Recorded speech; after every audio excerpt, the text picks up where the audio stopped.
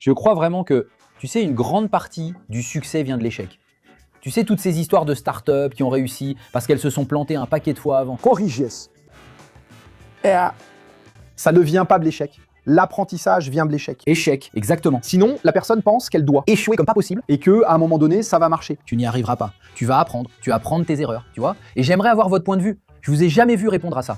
J'aimerais entendre. Quel a été ton plus grand échec? Quel a été l'échec, le plus grand échec de chacun ici? J'aimerais entendre ça. Écoute, la vérité, c'est la suivante. La plupart du temps, on échoue, tu sais. De temps en temps, on réussit. C'est comme ça. Tu jures vraiment? Mais on échoue vite et à petite échelle, puis on réussit en grand.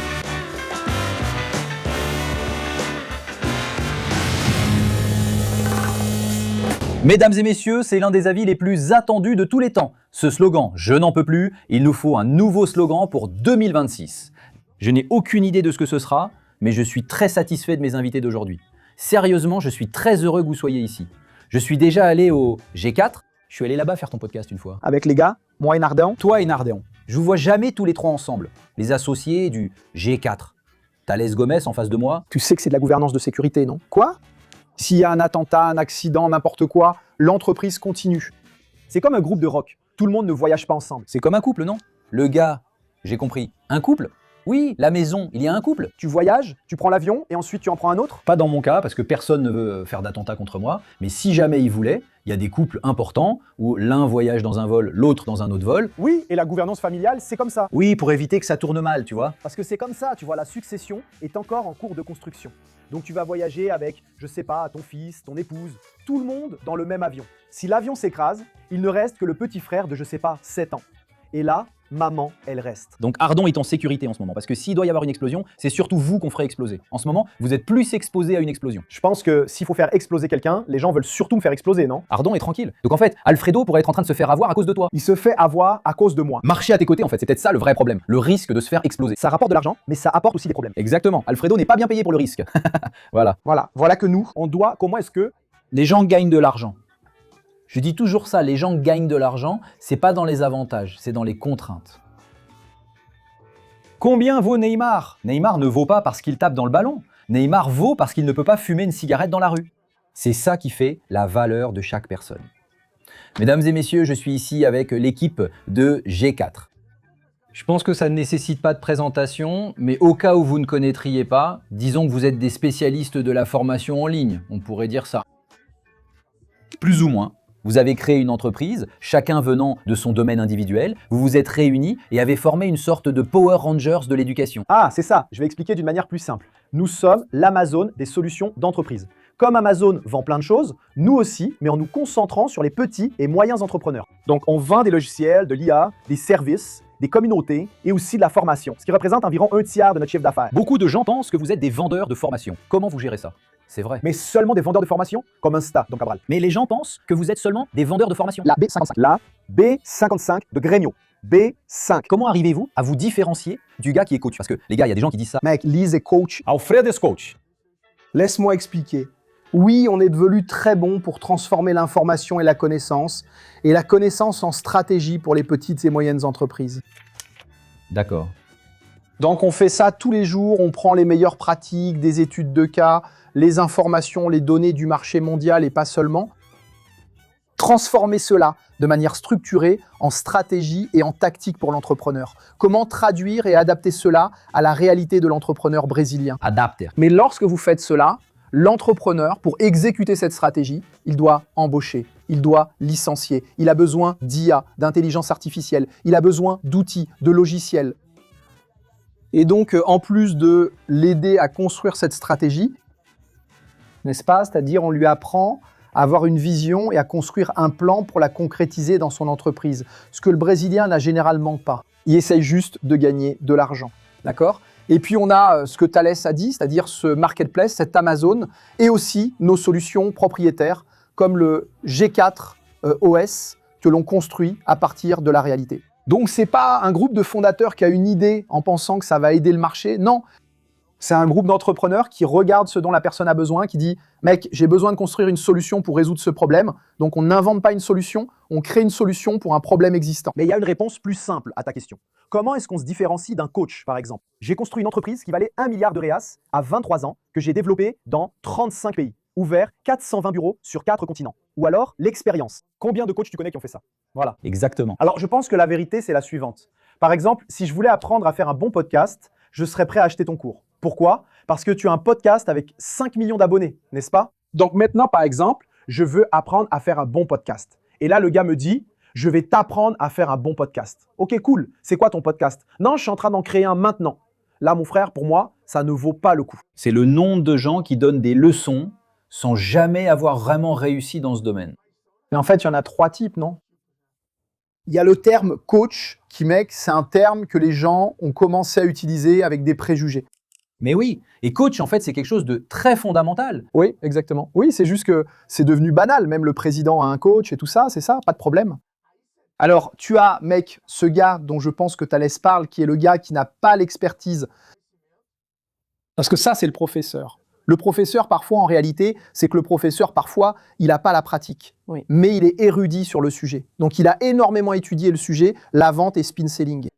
Il a énormément étudié et il a réussi à mémoriser, à apprendre, et il a une pédagogie pour enseigner ce sujet. Ça, c'est le professeur. Me mentor, lui, normalement, il a appris cela, il l'a mis en pratique, il a eu des résultats avec cela, et il a aussi appris à transmettre. Oui. Donc lui, il a un parcours beaucoup plus complet. C'est ça la différence, du moins c'est comme ça que je pense. Ouais, et puis il y a cet autre gars. C'est le gars qui a regardé une vidéo sur YouTube, a vu un extrait sur Internet et a lancé un cours, tu vois. Oui, c'est un peu comme ça. Et là, c'est pas que le gars sait transmettre le savoir, c'est pas qu'il a la connaissance, c'est pas qu'il a les résultats. Le gars, littéralement, il fait juste une curation. Il court partout, c'est de la curation. Mec, notre équipe juridique récupère chaque semaine des slides à nous qui sont vendus dans des immersions ou des cours en ligne. Oui. Le gars a pris le slide et il le vend tout simplement, tu vois. C'est pas basé sur son propre apprentissage. Non. Ce n'est pas basé sur le résultat. D'ailleurs, chez G4, seuls ceux qui pratiquent enseignent. Pourquoi? Parce qu'on n'est pas une entreprise de professeurs. Oui, on est une entreprise de mentors. Oui. Bientôt, j'y serai. J'y serai avec mon mentorat sur la créativité. Je vais faire ça. Ça a du sens. Je vais faire ça. Je donne des conférences dans tout le Brésil. Oui, tu sais, avant tout, je voulais remercier Insider. D'ailleurs, c'est une entreprise que je trouve vraiment géniale. Je sais pas si tu as déjà reçu. Tu es notre élève? Hein? Non. Pourquoi? J'aime beaucoup les entrepreneurs, tu sais. Si tu veux me donner le t-shirt de Insider, j'accepte. Non, j'accepte aussi, j'accepte. Maintenant. J'ai besoin de l'accord. Oh, félicitations Insider, couple d'entrepreneurs. Alfredo m'a parlé de votre cas maintenant. Vous faites 600 millions de chiffre d'affaires. Allez, construisons le Brésil. Non mec, la fierté d'Insider. Insider, en parlant des affaires G4, n'est-ce pas? Ils sont déjà allés avec Nardon là-bas dans le podcast et tout ça. Insider est l'un des plus grands cas de réussite du commerce de détail actuellement. Ils sont vraiment excellents. Mec, ils sont vraiment impressionnants et ils ont réinventé le marketing. Parce que tu vois, rien n'indique que ce sont des vêtements.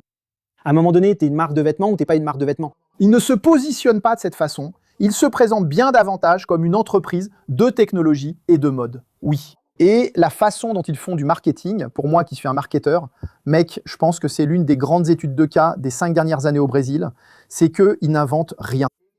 Ils saisissent des moments et placent la marque. Donc Musi fait du vélo avec le maillot. Il y va, mec. Il met le t-shirt d'Insider, la marque Insider, il est là.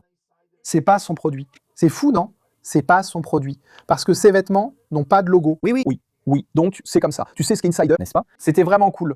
C'est l'une des choses que j'ai apprises d'eux, tu vois. Et plus que ça, mec, je pense que le truc, c'est qu'ils prennent un segment, qui est le truc du podcast. Ils ont ressenti la domination du territoire, c'est comme ça que ça s'appelle. Dominer, ils ont dominé le territoire. Ils ont dominé le territoire. Et ils le font très bien. Tous ceux qui viennent ici, vraiment. Ça a marché. C'est Thalès qui a parlé du courage, n'est-ce pas? Parce qu'il est très difficile de mesurer le résultat de tout ça ici. Et le résultat, il arrive un peu de façon fragmentée. C'est la visibilité. Combien de clics il y a eu, combien de personnes se sont abonnées après l'épisode. Donc c'est ce qu'on appelle un niveau d'attribution complexe. Donc il a vraiment fallu beaucoup de courage pour dominer ce territoire comme ils l'ont fait. J'ai déjà regardé beaucoup de choses de vous. J'aime votre travail. Vraiment. D'ailleurs, j'ai vu le roast avec toi qui est merveilleux. Merci.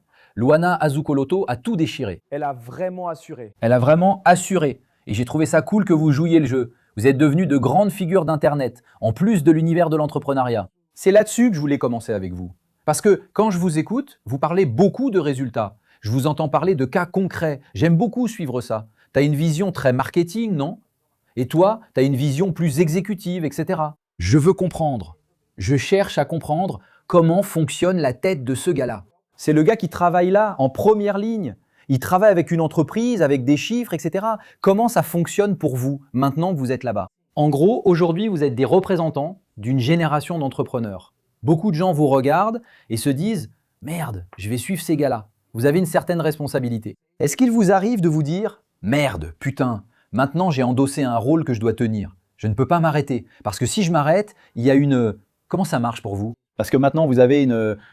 Putain, vous avez une armée de personnes qui suivent à la lettre ce que vous dites. Comment chacun gère-t-il ce pouvoir et cette responsabilité? Dans mon cas… Mec, et ça fait de nombreuses années que je fais ça. J'ai commencé à créer du contenu sur Internet vers 2007-2008. Donc, je tenais un blog. Ensuite, après le blog, je suis passé sur Facebook. J'étais son abonné à cette époque. Tu suivais, c'était trop cool. Avec ça, il était en train de développer Easy. Il montrait comment c'était d'arriver dans un pays, d'embaucher monsieur je sais pas qui. J'ai déménagé en Corée à 23 ans et j'ai lancé une opération là-bas. Tu comprends? Donc putain, j'étais un fondateur brésilien. Je pense que j'ai été le premier fondateur de l'histoire à faire ça, non? Ouvrir des opérations dans le monde entier, tu vois, d'une entreprise technologique. Putain, j'arrive en Corée, je vais chercher un bureau parce que maintenant je dois embaucher quelqu'un. Je racontais ces choses-là. Ensuite, je suis passé sur Instagram. Donc depuis de nombreuses années, j'ai déjà plusieurs générations qui me suivent. Et mec, ouais, je vois que j'ai des abonnés de 70 ans.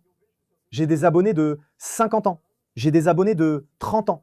Et j'ai des abonnés de 15 et 13 ans, mec. Donc en fait, j'ai plusieurs générations qui me suivent et ces personnes m'ont vu grandir. Parce que je suis devenu célèbre à 22 ans. C'est à ce moment-là que j'ai fondé Destack, j'ai fait la couverture de magazines, toute cette histoire, tu vois. Aujourd'hui, j'ai 39 ans. On change, d'ailleurs selon la psychologie, tu changes tous les 7 ans. Non? Oui, Je sais. ce sont 7 cycles de 7 ans, n'est-ce pas? Donc, j'ai vraiment et fondamentalement changé. J'étais un jeune homme complètement différent de l'homme que je suis aujourd'hui. Père de famille, conservateur, catholique et tout ça. J'étais, mec, un jeune homme complètement différent. J'étais athée, fêtard. Donc, j'ai traversé ces transitions. Et donc, oui, je ressens le poids de la responsabilité. Ouais, je me suis jamais inventé de personnage dans ma vie. Je suis moi-même. Ce que tu vois là, c'est vraiment moi. Donc parfois, le gars voit, il se dit « Mec, ce type est toujours combatif. C'est ce que je suis, mec. Je l'ai toujours été, depuis l'école. » Tu comprends? Donc, la merveille d'être toi-même, c'est que tu n'as pas besoin de réfléchir à comment agir dans certaines situations. Tu agis simplement, tu comprends? Mais vous, par exemple, vous avez explosé très tôt. Vous avez quel âge, Alfredo? 39 aussi, je crois. Nous, M2, Nardan, Nardoc et beaucoup plus vieux. Oui, Nardoc est vraiment un vieux putain. Mec, mais il fait du crossfit, non? Il court? Marathon. Il fait même l'Ironman. Il fait des enfants. Ouais, il fait des enfants. C'est le gars qui… Donc vous avez 39 ans, moi j'en ai 42. Mec, je me souviens quand j'ai réussi, tu vois, j'avais, je sais pas, 23 ans. C'est à ce moment-là que j'ai réussi. C'était CQC, non? C'était au CQC, je me souviens. 23, 24 ans. Je me suis dit, putain, ça marche.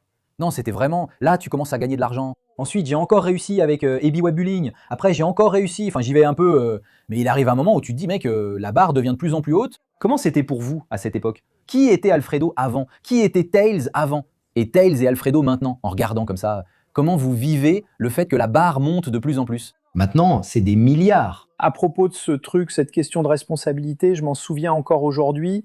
À l'époque où on était célibataire, on passait le nouvel an ensemble, n'est-ce pas? Et puis on allait à une fête, tout ça. Cet endroit à Recife, c'était Carreros, non? Et puis on est sorti de la fête et c'était l'année du G4. C'était l'année où le G4 allait commencer. Le G4, c'était en février. Et là, on a commencé à recevoir des messages tout le temps.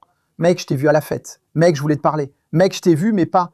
Et là, pour moi, c'est à ce moment-là que j'ai réalisé, genre, mec, aujourd'hui, on a une responsabilité bien plus grande. Et à cette époque, on sortait beaucoup ensemble, non? Et c'était comme ça, mec, on sortait et plein de gens venaient nous parler en soirée. Après la soirée, ils envoyaient des messages. Mec, je t'ai vu à la fête et tout. Je pense que c'est à ce moment-là que j'ai réalisé, genre, mec, on n'est plus seul. C'est plus un truc du genre, je fais ce que je veux et tout. Aujourd'hui, quoi qu'on fasse, on est jugé, on est observé, etc. Oui, oui. Et je pense que ces 3-4 dernières années, le G4, aujourd'hui, est une entreprise qui a un réseau de chaînes qui fait 700 millions de vues par mois. D'accord? 660, 700, 800 lors des lancements, comme maintenant, avec le G4 Vallée, qui aura lieu les 29, 30 et 31 octobre. C'est un événement pour 15 000 personnes en présentiel et 20 000 personnes en ligne.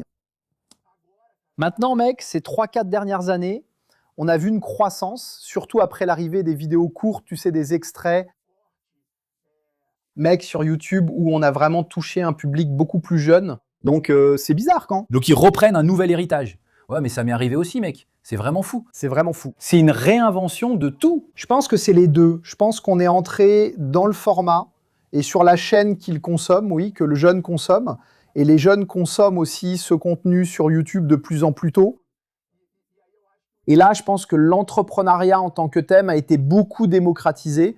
Donc aujourd'hui, on a cette responsabilité encore plus grande d'avoir plus de visibilité, évidemment, de la position que le G4 occupe dans l'écosystème de l'entrepreneuriat au Brésil. Il n'y a pas moyen d'être hypocrite ici, mec. Le G4, aujourd'hui, fait partie de l'épicentre du sujet des chefs d'entreprise et des entrepreneurs au Brésil, tu vois. Donc à chaque fois qu'il y a un sujet, les médias nous sollicitent. Bien sûr. D'ailleurs, demain, on va avoir une interview présidentielle où tout le monde qui n'a pas été arrêté sera présent. Il y en a deux. Non, non, tout le monde qui n'a pas été arrêté. Il n'y a que celui qui a été arrêté, n'est-ce pas, qui est candidat à la présidence. Tout le monde qui n'a pas été arrêté sera à l'interview du G4. Demain, vous allez le faire? Qui? Tout le monde? Renan.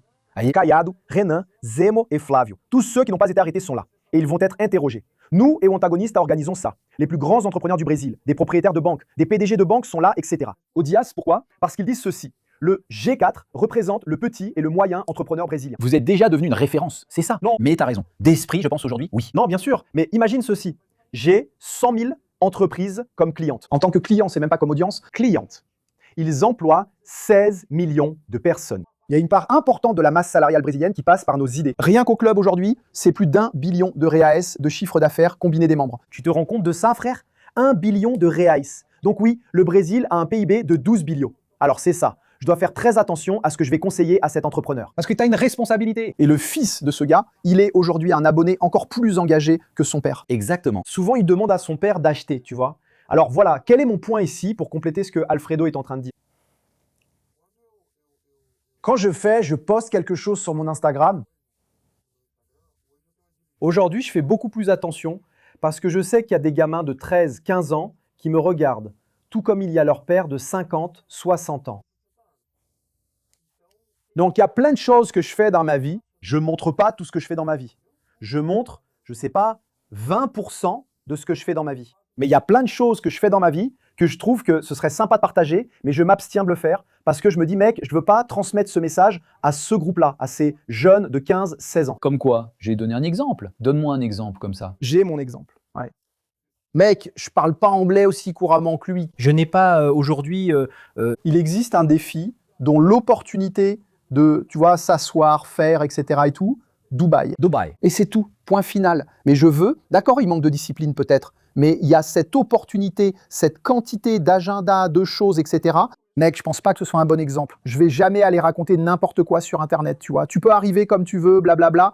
C'est pas l'exemple que je veux donner parce que c'est fondamental pour être ouvert sur le monde, pour avoir des résultats à l'international, pour absorber des connaissances venues du monde entier, il faut savoir parler anglais. Donc c'est un truc que par exemple, j'évite complètement d'utiliser comme exemple. Mais ça veut pas dire que je ne pourrais pas. T'es d'accord? Plein de gens qui ne savent pas parler vont dire merde, je m'identifie à toi parce que sur Internet pour vendre, c'est l'identification qui compte. Oui, c'est tout. Mais tu vois, le sentiment d'appartenance, en regardant cette nouvelle génération qui me suit, c'est un très mauvais exemple. Non, parce que tu as dit un truc. Ma question est la suivante. Comment vous faites, vous êtes jeune, 39 ans, vous êtes marié, tout ça, mais vous avez encore toute une vie devant vous. Ah, C'est juste le début. vous êtes putain millionnaire, vous êtes vraiment bien. Comment gérez-vous l'ego? Vous êtes trois. Tu as une façon de penser, lui en a une autre, et Nardom encore une autre. Il y a du monde, il y a ta femme, il y a... C'est comme un groupe, on va dire ça comme ça, c'est ça? C'est un groupe. Et puis tout à coup, dans ce groupe, le chanteur veut jouer une chanson, le guitariste veut faire autre chose. Comment tu fais? Cette discussion est même intéressante pour ceux qui ont une société, pour ceux qui ont un associé. Mince, mon associé va aller dans une direction, moi je vais aller dans une autre. C'est comme ça. C'est ça le truc le plus difficile quand on a une société. C'est ça que je voulais comprendre, parce que je vois que vous êtes très amis et que vous risquez aussi une amitié à cause d'intérêts individuels. Tous les groupes commencent par une amitié. Comment on gère cette histoire d'ego, du genre putain, moi je suis millionnaire, ce mec-là il parle même pas anglais, bordel. Tu vois? Comment j'en arrive là? Comment je vais avancer? D'abord, c'est ça, il faut avoir une grande complémentarité. Donc voilà, personne, quand j'ai eu l'idée du G4 et tout ça, et que j'ai pensé aux associés, les premiers gars auxquels j'ai pensé, c'était Alfredo et Nardão, tu comprends? Donc en fait, à aucun moment, on est ici parce qu'on y est obligé. On est là parce qu'on veut être avec l'autre. Et il y a une grande complémentarité. Il y a des choses qu'Alfredo fait bien mieux que moi. Il y a des choses que Nardão fait bien mieux que moi. Et j'ai l'humilité de les écouter. Mais il existe un arrangement sociétaire, une gouvernance, où on fonctionne comme une monarchie. Au quotidien, je suis le monarque et eux sont les aristocrates. C'est-à-dire, dans une aristocratie, si le monarque n'écoute pas l'aristocratie, il perd la couronne. Tu es d'accord? Oui, je suis d'accord. Donc, à un moment donné, il doit écouter l'aristocratie, sinon ils vont dire « Mec, ce type est un despote. » Tu comprends? Il est tyran, il n'est pas monarque. Le monarque devrait être un homme vertueux qui écoute tout le monde, réfléchit et prend les meilleures décisions en pensant au bien commun, n'est-ce pas? C'est le concept aristotélicien d'aristocratie. Ça n'a rien à voir avec l'argent. Ça a à voir avec le bien commun, n'est-ce pas? L'argent, c'est l'oligarchie. Mais sur quoi s'est basée cette décision de votre part, dans ce cas? Elle s'est basée sur le concept aristotélicien de gouvernance. Ouais, mais je pense que c'est surtout une question de profil. Je crois qu'il a un profil plus axé sur le leadership. Franchement, je pense qu'en regardant notre société, on a toujours su la place de chacun et on a toujours eu une grande cohésion. Et puis le dernier niveau, que je pense être celui du succès, c'est l'humilité intellectuelle d'accepter les différences. Et à un moment donné, pendant cette croissance exponentielle, on a eu l'aide d'une thérapeute qui a réussi à nous aider à voir cela et à connecter, à dénouer les nœuds, c'était le terme qu'elle utilisait, pour que tout cela devienne plus fluide. Maïs, je pense que c'est assez évident, et c'est assez évident avec l'humilité chez tous les trois, de comprendre, mec, qui est le gars doué pour genre la vision, l'ambition, le leadership des personnes, l'équipe, les processus, tout ça, qui est bon là-dedans, qui a de l'énergie et qui aime ça. Eh bien, TG, mec, quel est son mode opératoire? Mec, liberté, autonomie. Mec, alors lui, putain, j'aime me connecter avec les gens, j'aime bouger, j'aime être en mouvement, j'aime créer, j'aime faire. Je veux dire, putain, comment on fait pour que ce soit le mieux pour l'entreprise? Eh bien, putain, Nardao aime les chiffres, les données, le contrôle, rester à observer, tout ça, je ne sais pas quoi, putain, commencer. Et il sait jouer à ce jeu, je sais jouer à ce jeu, donc mec, on n'a pas de doute, tu comprends? Tu vois, mec, et il y a autre chose, ce sont trois gars qui, quand tu les vois, sont hautement complémentaires et viennent de positions complètement différentes. L'un est plus... Alors, Mec, je veux compter dans mon monde, tu comprends? Thalès veut compter dans le sien, Nardao aussi, donc ça devient très facile. Alors je pense que, mec, la phrase, c'est que ce qui a été convenu chez Saïkaro, c'est ce qu'il a dit. C'est pas juste des paroles ou de l'instinct. C'est comment on met ça dans un accord d'actionnaire, sur le papier, pour que cela ait une règle réelle et décidée. Ce n'est pas du genre, aujourd'hui je pense comme ça, demain je pense plus comme ça. Non, putain. oui, entreprise. Ouais, et alors, mais Tu comprends la complexité de ça? Beaucoup, mec. Tous les associés ici. Et une autre chose, mec, c'est le niveau de responsabilité que j'ai dans mon poste. Et étant donné que deux gars super intelligents, tu vois, avec des patrimoines milliardaires, me confient le pouvoir de décision sur leur patrimoine qui, tu sais, le patrimoine de tout entrepreneur, 90% est généralement lié à l'entreprise, tu vois. Donc, tu vois, quand tu prends Elon Williams, par exemple, lui, il est trillionnaire, 99,9999% de sa fortune est en action dans ses entreprises. Donc, tu vois, le gars me donne la liberté de gérer son patrimoine chaque jour. Chaque décision que je prends là, c'est une décision sur son patrimoine, du genre, mec, ok, c'est cet argent qui reste ici. Je vais le distribuer maintenant en dividende ou je vais investir dans la création de nouveaux canaux. Je vais embaucher plus de monde. Je vais essayer de développer une nouvelle voie. Comme on l'a fait en 2022, quand personne ne parlait d'IA, on a commencé à investir dans l'IA à ce moment-là. Et on s'est dit, bon, investissons dans ce domaine, ça va consommer pas mal de trésorerie, mais je pense que c'est important. Donc tu vois, c'est une décision qui influence les décisions familiales du gars, tu vois, qui est le montant du dividende qu'on va distribuer là-dedans. Donc il y a une très grande responsabilité, je me mets beaucoup de pression, tu sais, et c'est pour ça que je ne fais aux autres que ce que j'aimerais qu'on fasse avec moi, tu vois. Donc je suis un gars direct, dur, qui exige, parce que c'est comme ça que j'aime qu'on fasse avec moi, je ne mâche pas mes mots. Si tu ne comprends pas, frère, dis ce que tu veux, exprime-toi comme tu veux.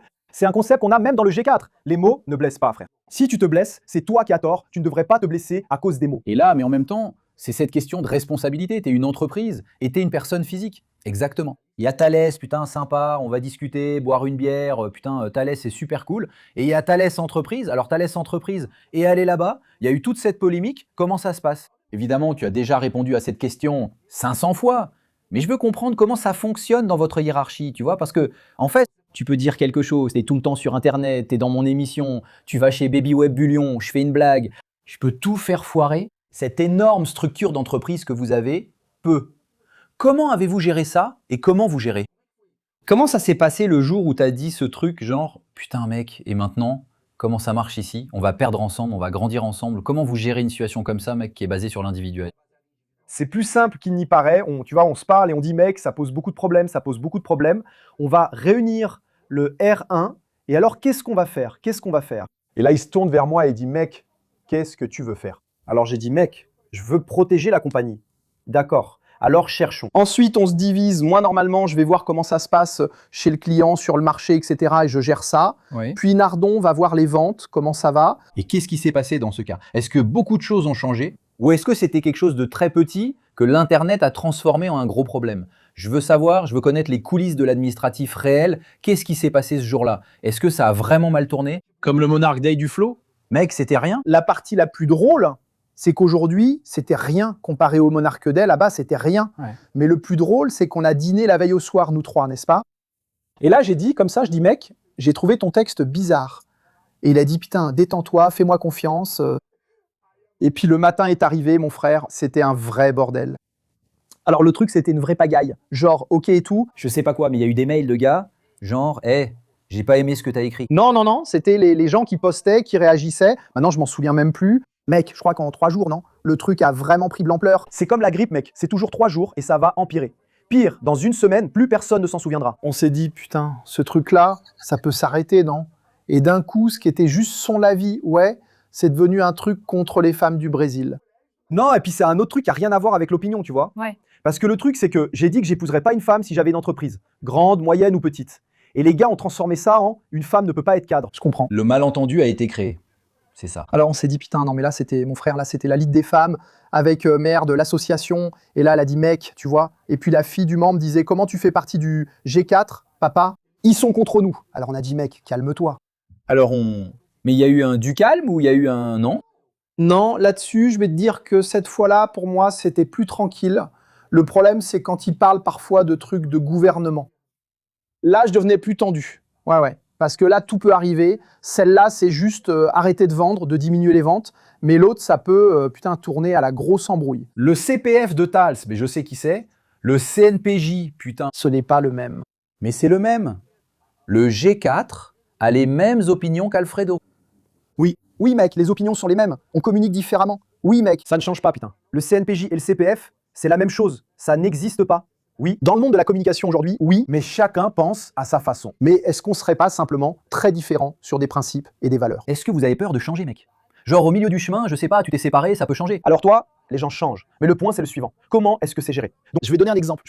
De changement. Attends. Lui, il parle plus de politique. On ramenait ça au G4, à la marque. Puis on s'est dit, on va parler de politique seulement sur ton profil. D'accord, pas besoin de parler politique sur le profil de G4, par exemple. Ça nuit à ton CNPJ. Tu comprends? Eh bien, si on doit parler de politique ici, faisons un truc de question-réponse. Mais lui interdire de parler de politique, ce qu'il veut dire, c'est genre Critiquer, donner une opinion directe, c'est... critiquer. Mais par exemple, on fait un entretien avec les candidats à la présidence. C'est ça. Mais putain, c'est un truc structuré, d'accord? C'est ça. C'est une affaire institutionnelle. L'histoire, c'est la suivante, mec. Tu ne sépares pas la personne physique de la personne morale. Ouais, j'ai la liberté de dire ce que je veux, comme je veux. Je suis un gars très responsable. D'ailleurs, cette polémique n'a été rien d'autre qu'une attaque coordonnée d'un groupe qui ne m'aime déjà pas. N'est-ce pas? Parce que je frappe là où ça fait mal. Je frappe l'oligarchie, n'est-ce pas? Donc cette oligarchie, c'est quoi le régime qu'Aristote appelle l'oligarchie? Ceux qui utilisent comme objectif final l'argent et le pouvoir. Ils sont très dérangés par moi parce que j'ai une pensée aristocratique. Donc je cherche le bien commun.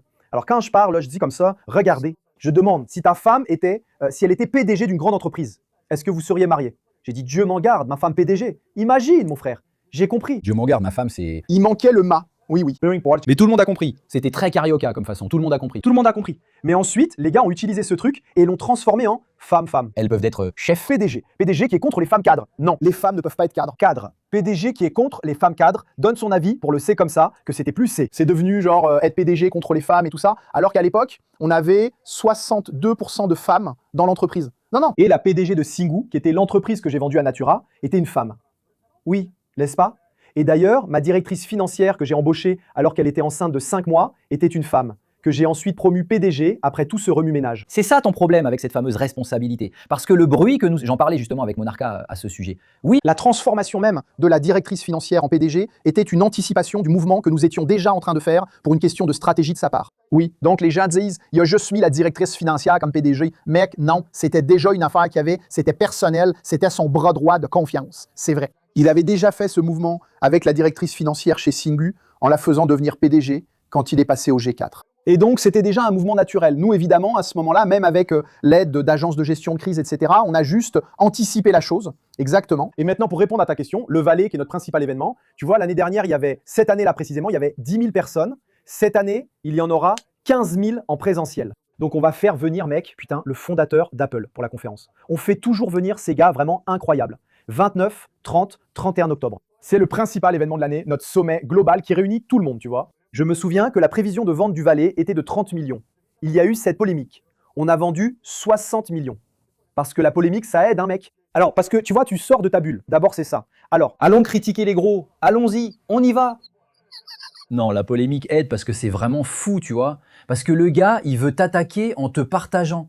Et là, tu atteins les gens, tu vois. t'atteins les gens et les gens disent attends, ce que ce gars dit est raisonnable. Parce que ça m'est arrivé, femme PDG. Il y a eu cet épisode de Rage Bait, tu vois, où tout le monde disait mais c'est absurde. Alors les gens ont commencé à me connaître. Ils disaient mais ce gars est super équilibré. Ce qu'il fait, ça a du sens. Je ne crois pas que ce gars ait dit que les femmes ne peuvent pas travailler.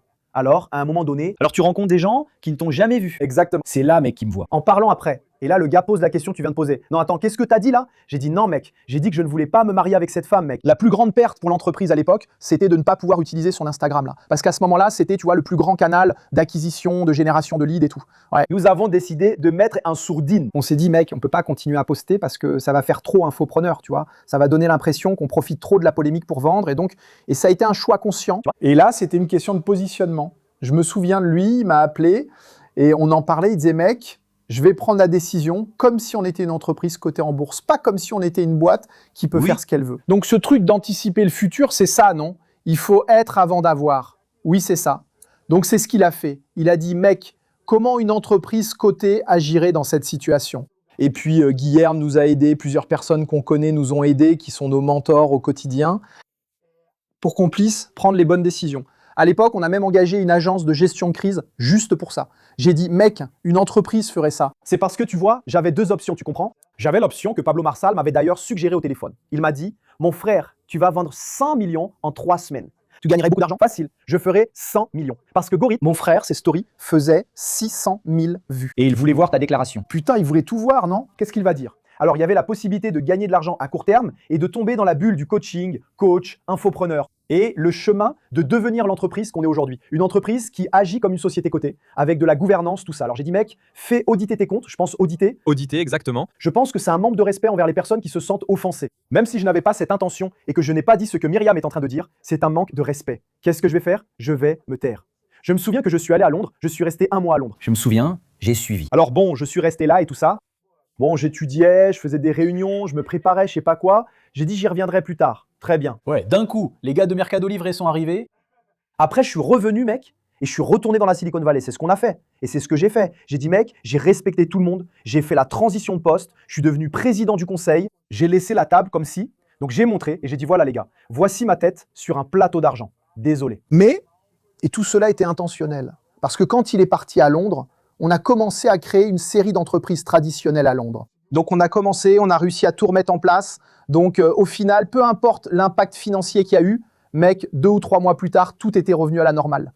Donc ça s'est un peu accumulé et c'est revenu en octobre, novembre, décembre. Mais c'était une expérience que tu n'avais jamais vécue parce que tu étais dans un créneau de niche. Non, je l'ai vécu tout le temps. Non. Mais à ce niveau-là, non.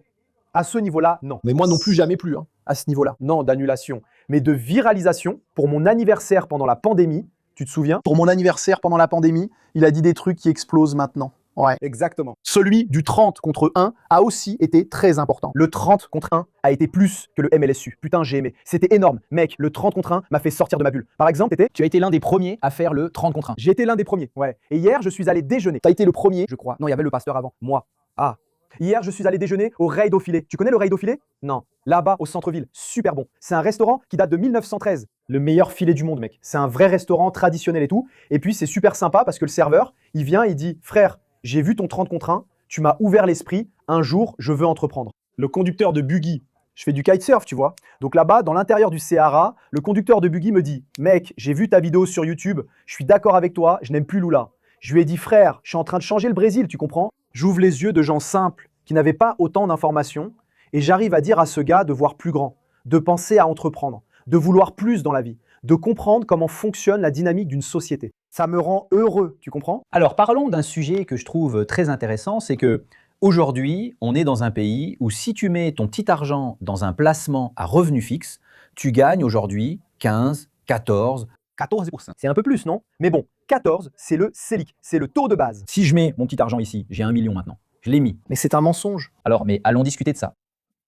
Deuxièmement, ce que les gens, parce qu'aujourd'hui on entre dans plein d'univers de la finance et tout, le gars dit comme ça, prends ton argent, place-le pour toucher des intérêts et voilà, t'as rien à faire. Donc le Brésilien est devenu un grand rentier et en même temps, n'est-ce pas? Et en même temps, vous êtes ceux qui disent, les gars, entrepreneuriat, tout ça, ça vaut le coup, il faut prendre des risques, etc.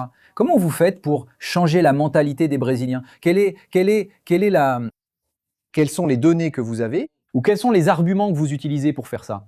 Ce gars avec une mentalité de rentier, de Brésilien, du genre « Putain, je ne vais pas, je ne veux pas », parce que je le veuille ou non, ce que j'entends toute la journée, c'est l'entrepreneur, c'est un méchant, l'entrepreneur est un exploiteur, l'entrepreneur est un fils de pute. Et le gars qui entreprend, il court un très grand risque de, au final, dans 2 ans, il fera faillite. Comment changez-vous cette réalité? Voilà. Laissez-moi juste, d'abord, voilà le point. Entreprendre, être entrepreneur et être gestionnaire, ce sont deux choses complètement différentes. Ce que nous prônons au G4, c'est justement d'éduquer le Brésilien qui entreprend. Le Brésilien a l'esprit d'entreprise, oui, créatif. C'est dans notre culture d'entreprendre, c'est dans notre histoire d'entreprendre. On a même fait une campagne là-dessus, que le Brésil a été entrepris, n'est-ce pas, etc.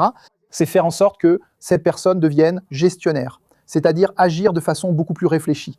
Donc quand on parle de gestion, Thales ne prend pas le risque à la légère, il gère le risque. Donc c'est une façon de prendre des décisions complètement différentes. Il sait le risque qu'il prend. Le problème, c'est quand tu n'as aucune idée du risque que tu prends, tu ne sais pas, là, c'est là que la folie entre en jeu. Exactement. Donc il y a ce premier point. Le deuxième point, et là je vais laisser Thales en parler davantage, il est plus connaisseur du sujet. Dans le détail, il aime vraiment ce sujet. Oui, mec, imagine que tu mets ton argent dans un endroit où il pleut, ça mouille et les billets prennent l'eau. Le billet s'abîme, se déchire. Un billet déchiré a-t-il de la valeur? Alors, quand tu dis aux Brésiliens de mettre de l'argent à la banque en réel, mec, le réal vaut de moins en moins. Et les choses deviennent de plus en plus chères. Donc, tu vois, sur la durée, 10, 15, 12% par an, c'est une illusion. Je vais expliquer macroéconomie, basique, d'accord? Pour que tout le monde qui regarde ici puisse nous comprendre. G-Reais, en 1994, c'était beaucoup d'argent. C'est l'année où le réal a été lancé. Le dollar était à combien, n'est-ce pas? C'était 10 $. Exactement. Le réal a perdu 90% de sa valeur. Autrement dit, 10 reais en 1994, aujourd'hui, c'est 1 réal. Pendant cette même période, le dollar a pratiquement maintenu sa valeur. Ce qui détermine si vous vous enrichissez ou si vous vous appauvrissez, c'est par rapport au dollar, parce que le monde entier est indexé sur le dollar. Pourquoi? Parce que le pétrole est échangé en dollars. Donc le coût du transport, le coût du fret pour que les choses arrivent chez vous, la production alimentaire, tout est en dollars, oui. Alors quand vous voyez le discours oligarchique, n'est-ce pas, que la gauche utilise, ils disent « je ne mange pas de dollars, je ne bois pas de dollars ». C'est d'une telle stupidité, mais aussi d'un manque de respect énorme envers le Brésilien moyen, tu comprends? Parce que tu es en train d'apprendre aux Brésiliens à être pauvres et misérables. Quoi? Parce que quand il dit ça, il dit « alors, je n'ai pas besoin de m'inquiéter du marché financier, je n'ai pas besoin de me soucier des taux d'intérêt, etc. » qui est la compréhension de base d'une population qui participe à un système auquel je suis opposé, qui est la démocratie, où son vote compte autant que le mien. Alors, quand il ne comprend même pas cela, il fait de mauvais choix et c'est lui qui en paye le prix parce que pour moi, c'est la vie. Mon frère, même si les taux d'intérêt montent à 30, je vais devenir riche pareil parce que mon argent est en dollars. Tu comprends? Je m'en fiche. En plus, j'ai accès à des produits ici, des produits de dette, que mec, le gars qui économise son petit argent là, il n'aura jamais accès à ça de sa vie. Donc le riche au Brésil devient de plus en plus riche et le pauvre devient plus pauvre. Pourquoi? Parce qu'ici, c'est le Brésil qui est gouverné par la gauche. Dans les pays qui ne sont pas gouvernés par la gauche, vous avez un taux d'intérêt plus bas, en moyenne. Donc vous devez entreprendre. Parce qu'entreprendre, c'est créer de l'argent. L'argent se crée. Contrairement à ce qu'on enseigne dans le manuel oligarchique de la gauche, c'est le discours du partage du gâteau. C'est-à-dire, pour que je gagne 1000, tu n'as pas besoin de perdre 1000. Parce que, par exemple, quand tu as créé ce podcast, n'est-ce pas? Un autre podcast n'a pas eu à perdre pour que tu crées ce podcast. Tu as créé le podcast? Non. Le Podpack a grandi, le Flow a grandi, tu as grandi, toi aussi. Tu as créé de l'argent nouveau. Tu as créé un nouveau segment au Brésil, ça s'appelle Podcast, avec d'autres podcasts, avec le Flow, avec le Podpack, avec toute l'équipe. Cet argent n'existait pas. Vous avez créé cet argent. Et là, la Minimale a dit, la Minimale Insider, Bruno a dit, mec, ce truc m'intéresse. Au lieu d'investir dans Globo, Au lieu d'investir seulement dans Google, je pense que je veux donner de l'argent à ce nouveau segment créé, le podcast. Tu as créé de la richesse, alors où est la théorie selon laquelle pour devenir riche, l'autre doit devenir pauvre? C'est un mensonge, ça n'existe pas. Alors quand les gens comprennent ça, ils se disent « Mec, il faut que j'entreprenne pour m'enrichir. On ne peut pas s'enrichir sans acheter des parts au capital. » Que ce soit en investissant via la bourse ou en créant de l'equity, en créant une participation dans des entreprises. C'est la seule façon de s'enrichir. On ne s'enrichit pas autrement, tu comprends? Même les fils de pute qui nous gouvernent, ces bandits qui sont là, les oligarques au pouvoir, comment est-ce qu'ils s'enrichissent? Ils s'enrichissent, mon frère, en arrivant dans l'entreprise qui a de l'equity et, tu vois, en prenant ce tas d'argent-là d'une entreprise pendant une transaction qu'ils font et en envoyant cette merde-là en actions d'autres sociétés en Suisse. Et c'est comme ça qu'ils font. C'est la seule façon de s'enrichir. Alors, qu'est-ce qu'on fait, Maurizio? On transforme cet ensemble de connaissances qu'on a depuis des décennies. Moi, j'entreprends depuis 25 ans. J'ai commencé à 14 ans. Donc, ça fait des décennies qu'on fait ça. On transforme cet ensemble de connaissances super sophistiquées qu'on a utilisées pour créer des entreprises milliardaires. Dis-moi, mec, comment je parle avec un gars qui fait 1 million par an? Avec un gars qui fait 5 millions par an. Alors, on traduit. Et on traduit pour lui. On lui apprend à créer une gouvernance. On lui apprend à faire un tunnel marketing plus efficace, un tunnel de vente plus efficace, à créer une culture, à recruter des gens. Donc, tu as un ensemble de leviers que si tu les actionnes, ça veut dire que tu vas créer une entreprise milliardaire. Pas du tout. D'ailleurs, si existait une formule magique, je la vendrais pas, tu peux en être sûr. J'investirais seulement dans notre fonds. On a un fonds de private equity qui s'appelle G4 Cato. J'investirais seulement et je mettrais un NDA et je dirais n'en parle à personne. Mais il existe des chemins qui, mec, facilitent la vie, n'est-ce pas? Donc, tu pourrais me donner des pistes pour créer un podcast. Ça ne garantit pas que j'aurai un bon podcast, mais ça garantit que c'est plus facile que si je n'avais pas ces pistes. C'est ça qu'on fait. Tu comprends? Oui, tu donnes en quelque sorte une longueur d'avance, genre va par ici, parce qu'ici ça n'a pas marché pour moi. J'ai déjà fait l'erreur ici. Ici, c'est pas la même chose que moi, vas-y par ce chemin. Et mec, en parlant de ça, en rebondissant sur ce qu'il a dit, et en amenant ça maintenant pour ceux qui nous écoutent et qui sont propriétaires d'un commerce de détail, d'une entreprise de distribution, d'un business, je crois qu'il y a beaucoup de monde. C'est surréaliste, Mauricio. Combien de fois le Brésilien, il entreprend par ego, par nécessité, il fait pas de calcul. L'autre jour, j'étais avec un de nos élèves d'une entreprise de distribution et il disait, mec, mon taux d'impayé, tu vois. Je lui ai dit, mec, le business de la distribution, des marges super serrées, une marge finale de 10 à 15 quand le gars est vraiment efficace. Qu'est-ce que ce gars faisait pour augmenter son chiffre d'affaires? Il accordait du crédit. Sauf qu'il accordait du crédit et son taux d'impayé augmentait. Qu'est-ce qui se passait? Mec, quand il se faisait avoir sur une marchandise de 5000 réals, il perdait pas juste sa marge, il perdait 5000. Pour gagner 5000 avec une marge de 10%, il doit vendre pour 50 000. Je fais un calcul arrondi, évidemment non, parce qu'il y a le coût du produit est de 40, donc il doit vendre 40 qui valent 50, donc 50. Je montre juste la logique. Ouais, mec, regarde l'effort, mec. Le gars va prendre des risques. Qu'il peut perdre 5. Et que s'il perd 5 pour les récupérer, il va devoir en vendre 50. Frère, ne prends pas ce risque. D'accord, je comprends, c'est presque la marche à suivre pour toi. Ce risque n'en vaut pas la peine. Quand tu expliques ça de façon structurée à l'entrepreneur, il se dit « Putain, je pensais vraiment que je devais absolument grandir. » Que le seul chemin était d'accorder du crédit. Non, c'est pas ça. C'est en améliorant la marge, en augmentant la récurrence, en échangeant les remises contre la fidélisation. Il y a toute une série de leviers qu'on a déjà actionnés dans différents secteurs. Et maintenant, avec le G4, depuis 7 ans, de manière prouvée, on le fait dans des entreprises de taille, de secteurs et de formats différents. Et ça, franchement, ça sauve une entreprise. Tu comprends? Oui, ça a à voir avec ça. Tu as parlé de 25 ans et tout. Toi aussi, tu avais une entreprise avant de lancer G4 et tout ça. Et je crois vraiment que, tu vois, une grande partie du succès vient de l'échec. Ce truc de, putain, le nombre de startups qui ont réussi, c'est parce qu'elles se sont plantées grave avant. Corriger. Oui, ne viens pas de l'échec. Ne viens pas de l'échec. L'apprentissage viendra. L'échec, Parce que sinon, les gens pensent qu'ils doivent. échouer comme pas possible. Et qu'à un moment donné, partir ne va pas arriver. Tu vas apprendre, tu vas tirer des leçons de tes erreurs pour toi, tu vois. Et j'aimerais comprendre de votre part, je vous ai jamais vu répondre à ça, j'aimerais entendre quel a été ton plus grand échec. Quel a été l'échec, le plus grand échec de chacun ici, j'aimerais entendre.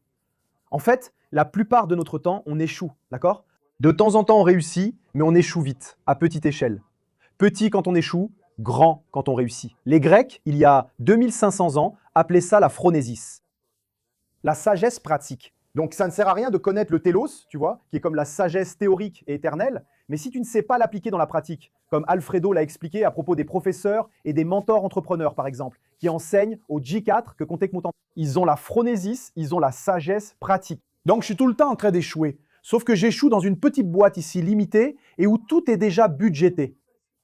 C'est pour ça que je fais un budget. Donc, je fais un budget, je dis comme ça, regarde. Cette année, je vais dépenser 4 millions de réas pour essayer de trouver des moyens d'augmenter la valeur patrimoniale de nos actions. Autrement dit, je veux entrer dans un segment, dans un secteur qui me paye un meilleur multiple pour nos actions. Pour cela, je dois prendre certaines mesures, je dois être à certains endroits, je dois embaucher certaines personnes. Je dois investir dans le marketing pour promouvoir certaines choses, pour tester de nouvelles voies de croissance afin que nous puissions passer de cette case à celle-là. On fait ce genre de choses tout le temps, on a toujours de petits échecs. Pour qu'on trouve quelque chose et qu'on se dise « eh bien ça va marcher », c'est que quand les gens regardent, ils ne voient que les réussites, mais pas les échecs, n'est-ce pas? Personne ne voit le quotidien du travail. Mon travail, Mauricio, est très ennuyeux. Mon travail consiste à faire la même chose tous les jours. Mon gars, c'est visser des petites vis ici jusqu'à ce que je trouve quelque chose qui marche vraiment bien. Et là, c'est beau de raconter que ça a très bien marché. Mais par exemple, j'ai commencé à investir là-dedans, dans l'entreprise. Un mois après que l'humanité ait eu accès commercialement au LLM, l'humanité y a eu accès commercialement en novembre 2022. En décembre 2022, on investissait déjà dans l'entreprise et on avait déjà un playbook pour l'implémentation de l'intelligence artificielle dans l'entreprise au G4. Je vais te donner des données. En novembre 2022, on a fait 132 millions de chiffres d'affaires. En 2022, et 9 millions de génération de trésorerie. Donc en novembre, je me mets à l'IA. Et en fait, on a généré 1 million de trésorerie en moins que l'année précédente. Autrement dit, ça veut dire que j'investissais énormément, j'ai fait plus de bénéfices, mais moins de génération de trésorerie. Pour ceux qui nous regardent et qui ne comprennent pas la comptabilité, le bénéfice, c'est ce qu'il reste, et la trésorerie, c'est ce qu'il reste après avoir payé tous les impôts et réinvesti dans l'entreprise. Autrement dit, c'est ce qu'on pourrait mettre dans la poche de l'associé, n'est-ce pas? Donc l'année dernière, l'année précédente, il y avait eu 50 millions de chiffres d'affaires avec 10 millions de trésorerie. Et l'année suivante, c'était 132 millions de chiffres d'affaires, c'est-à-dire que le chiffre d'affaires a fondamentalement augmenté, mais la trésorerie a même diminué. Il y a eu 1 million de moins, n'est-ce pas? Parce qu'on investissait beaucoup. Et alors, qu'est-ce qui se passe l'année suivante? On fait alors plus de 200 millions de chiffres d'affaires.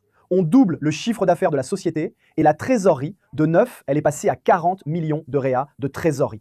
40. Comment avons-nous multiplié presque par 5 la trésorerie de la société? Qu'est-ce qu'on a fait? On a repensé tous les processus de la société, tous les départements, département par département. Au sol, comme si tu avais une maison, que tu mettais tout par terre, que tu redessinais tout, que tu intégrais l'IA et que tu reconstruisais tout à partir de zéro. Mec, j'ai multiplié par 5 la génération de trésorerie. C'est fou. De 2022 à 2025, je suis passé de 9 millions de génération de trésorerie en 2022 et en 2025, rien qu'en 2025, on a généré 104 millions de génération de trésorerie. Ça, c'est du succès. Mais c'est fou, mec. Je n'ai jamais vu un cas comme ça dans l'histoire du Brésil. Mais là, je te parle de l'échec. Je vais te raconter l'échec, mec. Pour que je fasse ça, c'était l'année avant 2022, en 2021. Il y avait un secteur dans l'entreprise qui était responsable de 50% de la génération de trésorerie de l'entreprise, qui était un secteur de formation en entreprise.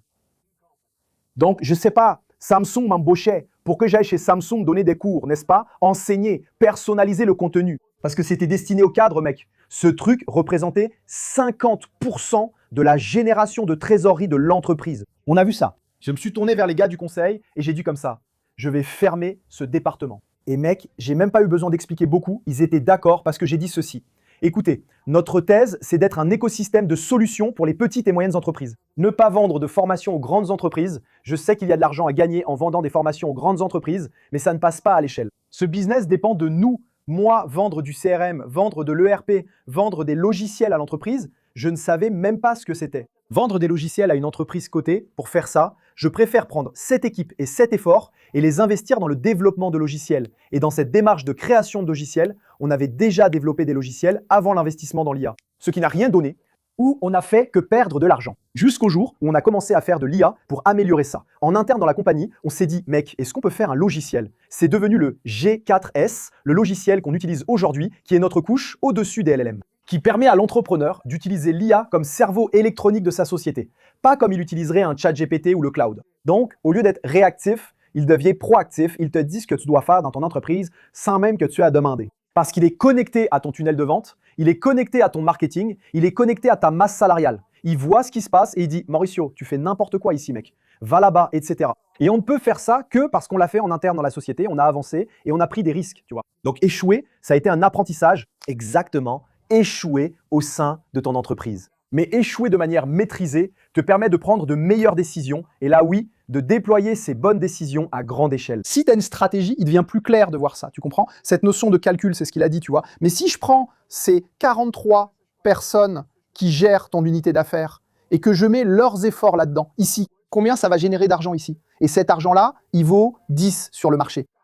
L'argent de M Company ne vaut rien sur le marché parce qu'il n'y a pas de vente. Putain, ici, il me faut 120 jours pour être payé par l'entreprise. Donc, je dois avancer de l'argent. C'est une stratégie. Mais ce n'est pas la décision que l'entrepreneur a l'habitude de prendre. Du genre, putain, ça c'est bien, j'aime pas. Là, j'ai trouvé une meilleure affaire. Non, c'est un peu comme ça, mec. Si je prends et que je mets cet argent ici pendant 4 mois, combien cet argent rapporte à la banque? Pas dans la trésorerie. 4 mois, autant. Donc, mec, c'est pas tant que ça. C'est un calcul que peu de gens font, donc ça demande pas mal de calculs. Mec, mon grand échec, c'est que je pense, dans ma carrière. Si je parle sur le plan personnel, je pense que c'est la question blanc-anglais, c'est la dimension humaine. J'ai fini par devenir pro-spécialisé. Et je pense que dans cette partie de gestion, j'ai pas autant progressé. De ce côté, de la gestion des personnes, oui.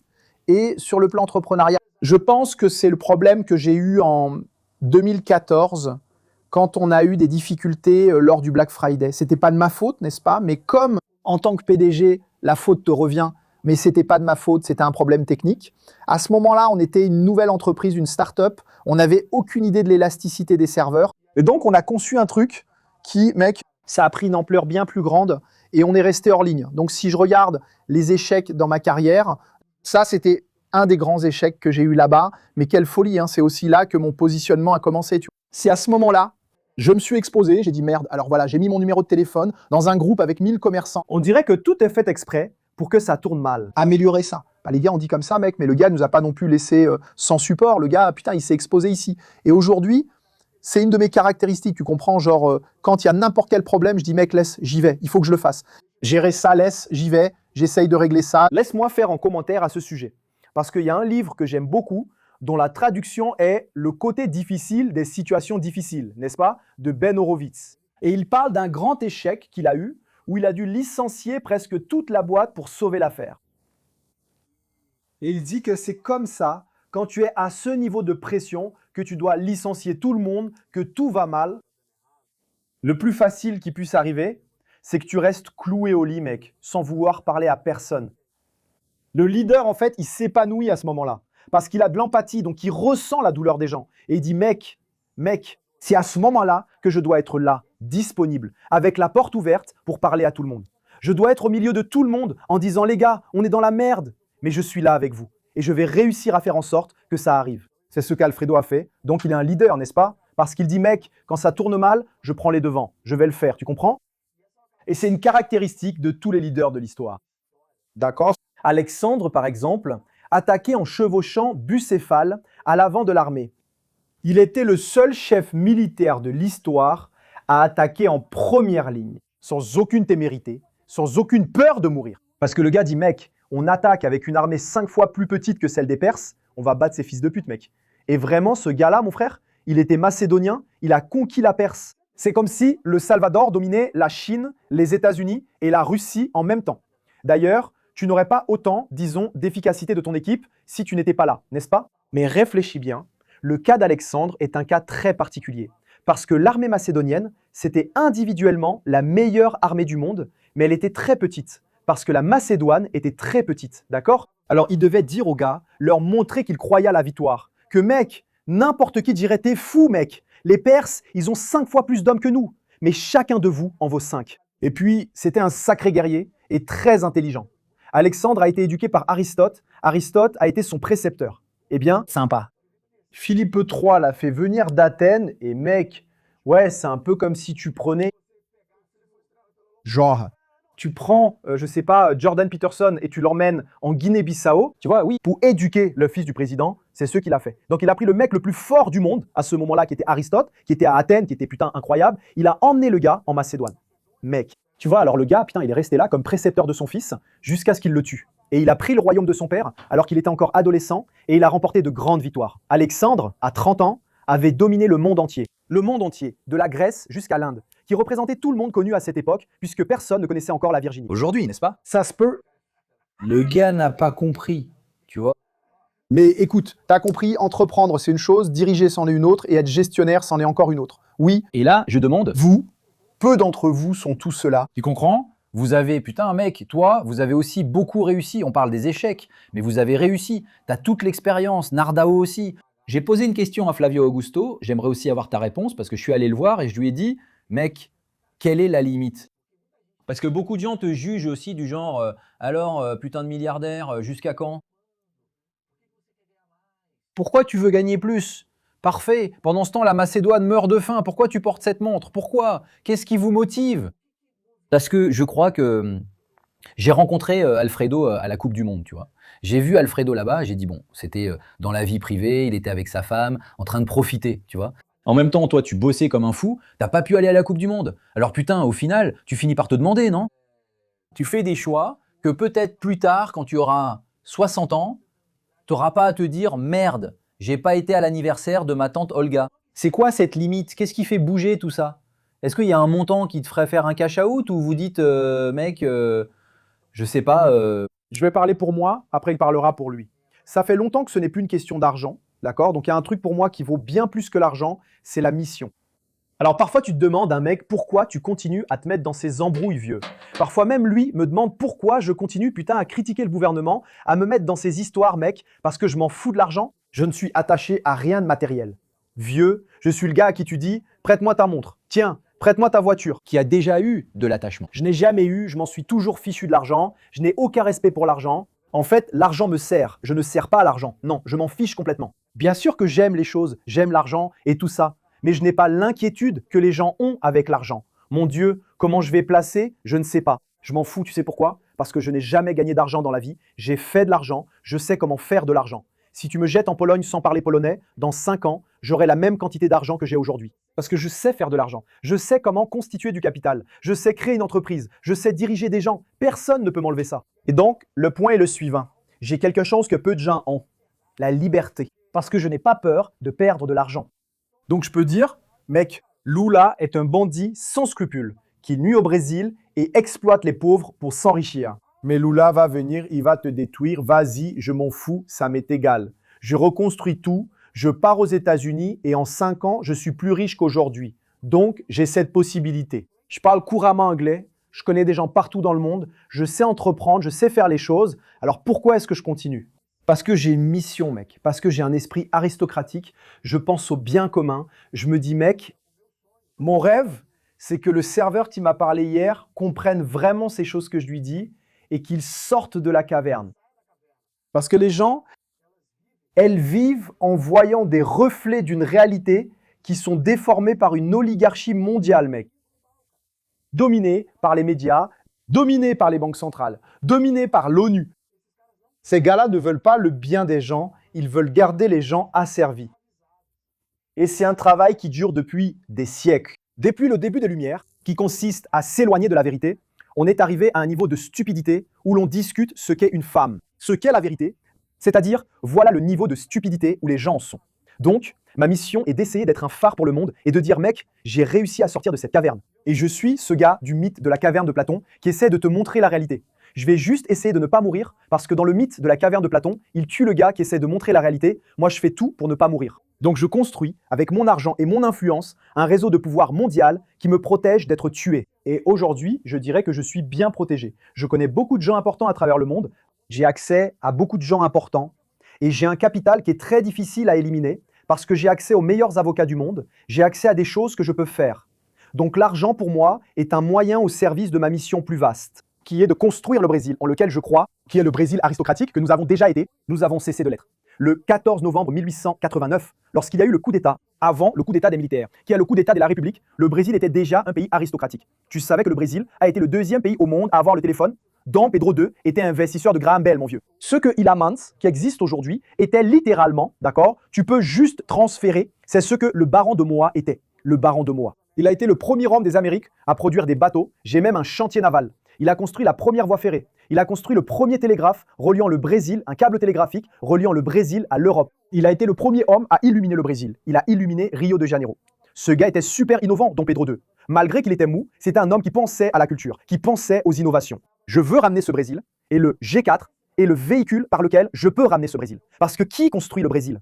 Ceux qui construisent le Brésil, ce sont les entrepreneurs. S'il n'y a pas d'entrepreneurs, il n'y a pas d'entreprise. C'est presque comme si c'est un État parallèle que vous essayez de créer d'une certaine manière, n'est-ce pas? Donc vous n'avez pas besoin de dépendre du gouvernement pour faire les choses. Pas du tout. C'est malgré le gouvernement que vous agissez, parce que le gouvernement ne fait que des conneries. Voilà. Thomas Paine, qui est un gars avec qui je suis d'accord sur presque rien. Je suis plus bourquin que paynien, mais j'ai beaucoup de respect pour Thomas Paine parce qu'il fait partie des pères fondateurs, n'est-ce pas? Ce gars-là a fondé les États-Unis. Les États-Unis ont été fondés, n'est-ce pas? C'était une idée, oui, c'était une expérience et ça a très bien marché. Donc Thomas Paine, lui, il était anti-monarchie. Moi, je suis pro-monarchie. Mais je suis largement d'accord avec lui du point de vue de l'État, parce qu'il dit la chose suivante. L'État, dans le meilleur des cas, est un mal nécessaire. Dans un scénario extrême, il est un mal absolu. L'État, il existe pour combattre nos défauts. Parce que l'humain en soi, on se rassemble pour essayer de faire de bonnes choses. Alors l'État, il intervient pour dire, mec, mais si tu trahis ce gars et que tu lui voles de l'argent, l'État doit intervenir. Sauf que le problème, c'est que l'État s'est approprié ce pouvoir. D'une autre manière, j'ai compris. Et aujourd'hui, la séparation des pouvoirs, par exemple, n'existe pas, n'est-ce pas? La Cour suprême légifère, la séparation des pouvoirs n'existe pas. Il existe justement pour que le Sénat, par exemple, nous protège de la Cour. Sauf qu'il ne protège pas parce que c'est une bande de vauriens au Sénat qui ont tous des squelettes dans le placard, tu comprends? Donc, oui. Ma mission, c'est qu'un jour, on puisse avoir une Cour qui agisse comme une Cour, un législatif qui agisse comme un législatif, un exécutif qui agisse comme un exécutif. Et cela n'arrivera que lorsqu'il y aura une révolte d'Atlas. Quand le serveur qui m'a arrêté hier a compris ce que je dis ici, et il a dit « Mec, j'ai compris ce que ce gars dit. Je ne vais plus jamais voter à gauche tant que ça continuera, ce n'est pas possible. » J'ai envie. Je veux entendre ton histoire. Parce que je veux savoir quel est ton cache-cacha ou ta limite. Parce que je pense que chacun en a une peut-être. Je crois que chacun a une mission différente. Tu as parlé. Beaucoup. Donc, genre, il y a un intérêt politique. Je vois ton... Enfin, non, quand je dis ça, c'est pas pour que tu deviennes conseiller municipal, mais l'intérêt de changer tout ça, tu vois, c'est un héritage, laisser quelque chose. Comment tu fonctionnes là-dedans? Parce que, tu vois, il y a un système, je ne crois pas que ce système soit de gauche ou de droite, pour moi c'est un système, c'est ma vision. Il y a un système, gauche ou droite, ceux qui commandent contrôlent. Et alors, comment tu vas réussir à faire ça à travers l'entrepreneuriat? Comment tu vois ça? Tu penses que si toute la population avait une vision entrepreneuriale et tout ça, comment elle réussirait à entreprendre? Sachant que les taux d'intérêt sont à 30, parfait. Comment on fait? Franchement, je pourrais faire un symposium juste sur ta question parce qu'elle est vraiment bonne. On va y aller étape par étape. D'abord, voilà, il existe un système, mais je ne crois pas qu'il soit de gauche ou de droite. Tu as raison, je vais faire un pas en arrière. Il y a 2500 ans, les Grecs ont défini ça. Ils appelaient ça l'oligarchie et l'aristocratie. Oui, donc qui a inventé ce terme? Qui a inventé la science politique, hein? C'était Socrate, Platon et Aristote. Aristote dit ceci, n'est-ce pas, dans le livre La République. Il dit que l'oligarchie, c'est ceux qui s'intéressent à l'argent et au pouvoir comme finalité. L'aristocratie, c'est ceux qui ont le bien commun comme finalité, l'argent et le pouvoir. C'est pareil que dans mon cas. Donc, qu'est-ce qu'on a dans une république démocratique? Oligarchie, parce que voilà, Platon, Aristote et Socrate, qui sont ceux qui ont créé la science politique d'ailleurs, les trois étaient contre la démocratie. Pour une raison simple, voilà ce que c'est. Si le vote d'une personne qui n'a pas la connaissance que j'ai vaut autant que le mien, alors qu'est-ce qui l'emporte lors d'une élection? La démagogie, n'est-ce pas? Je dois dire ce que le peuple veut entendre. Tu as des enfants, non? Oui. Combien? Imagine que tu avais 3 enfants et tu fais une démocratie chez toi. Alors tu dis, les enfants, on va voter. On joue aux jeux vidéo ou on va en cours? Qu'est-ce que tu penses qui va gagner? Jouer aux jeux vidéo ou aller en cours? Jouer aux jeux vidéo, n'est-ce pas? Alors imagine que tu dois être populaire pour rester leur père. Donc tu dis, alors vas-y, joue aux jeux vidéo. Tu ne veux pas une glace aussi? C'est ce qui se passe au Brésil, de la picanha pour tout le monde, peu importe. Le taux d'intérêt à 15, je ne mange pas d'intérêt, je ne mange pas de dollars. Pourquoi? Parce que c'est de la démagogie, parce que la seule façon d'accéder au pouvoir, c'est de défendre. Les pires idées sont toujours vicieuses et les meilleures idées sont toujours vertueuses. Les meilleures idées sont celles pour lesquelles tu payes le prix maintenant pour en récolter les fruits plus tard. Oui mon fils, tu vas en cours, oublie, pas de jeux vidéo. Papa, t'es pas là-bas en Chine. Pensez à long terme, n'est-ce pas? Donc la Chine est une monarchie, n'est-ce pas au final? Parce que de démocratie, il n'y a rien du tout. Xi Jinping est un monarque. Alors la vérité, c'est que si tu dois être populaire pour diriger, imagine si moi je devais être populaire pour diriger le G4. J'avais déjà mis ça en place depuis longtemps, je n'ai jamais arrêté le télétravail, je fais bosser les gars comme des fous, je suis comme ça, il n'y a pas de discussion, tu comprends? Moi je suis là parce que je suis un monarque, je commande et je dis, mec, fais ce que je dis et tout ira bien pour nous. On s'en est bien sorti, on est devenu une entreprise multimi, L-L-I-A-R-D-A-I-R-E. Donc les décisions vertueuses, celles à long terme, elles ne peuvent pas dépendre d'un système où vous devez être populaire. Alors pourquoi est-ce que moi, par exemple, je n'entrerai jamais en politique? Parce qu'un homme comme moi n'aime pas mentir. Donc si je devais mentir et porter un masque, jouer un personnage pour accéder au pouvoir, je me sentirais mal avec moi-même parce que avant tout, je dois à ce gars-là, tu vois.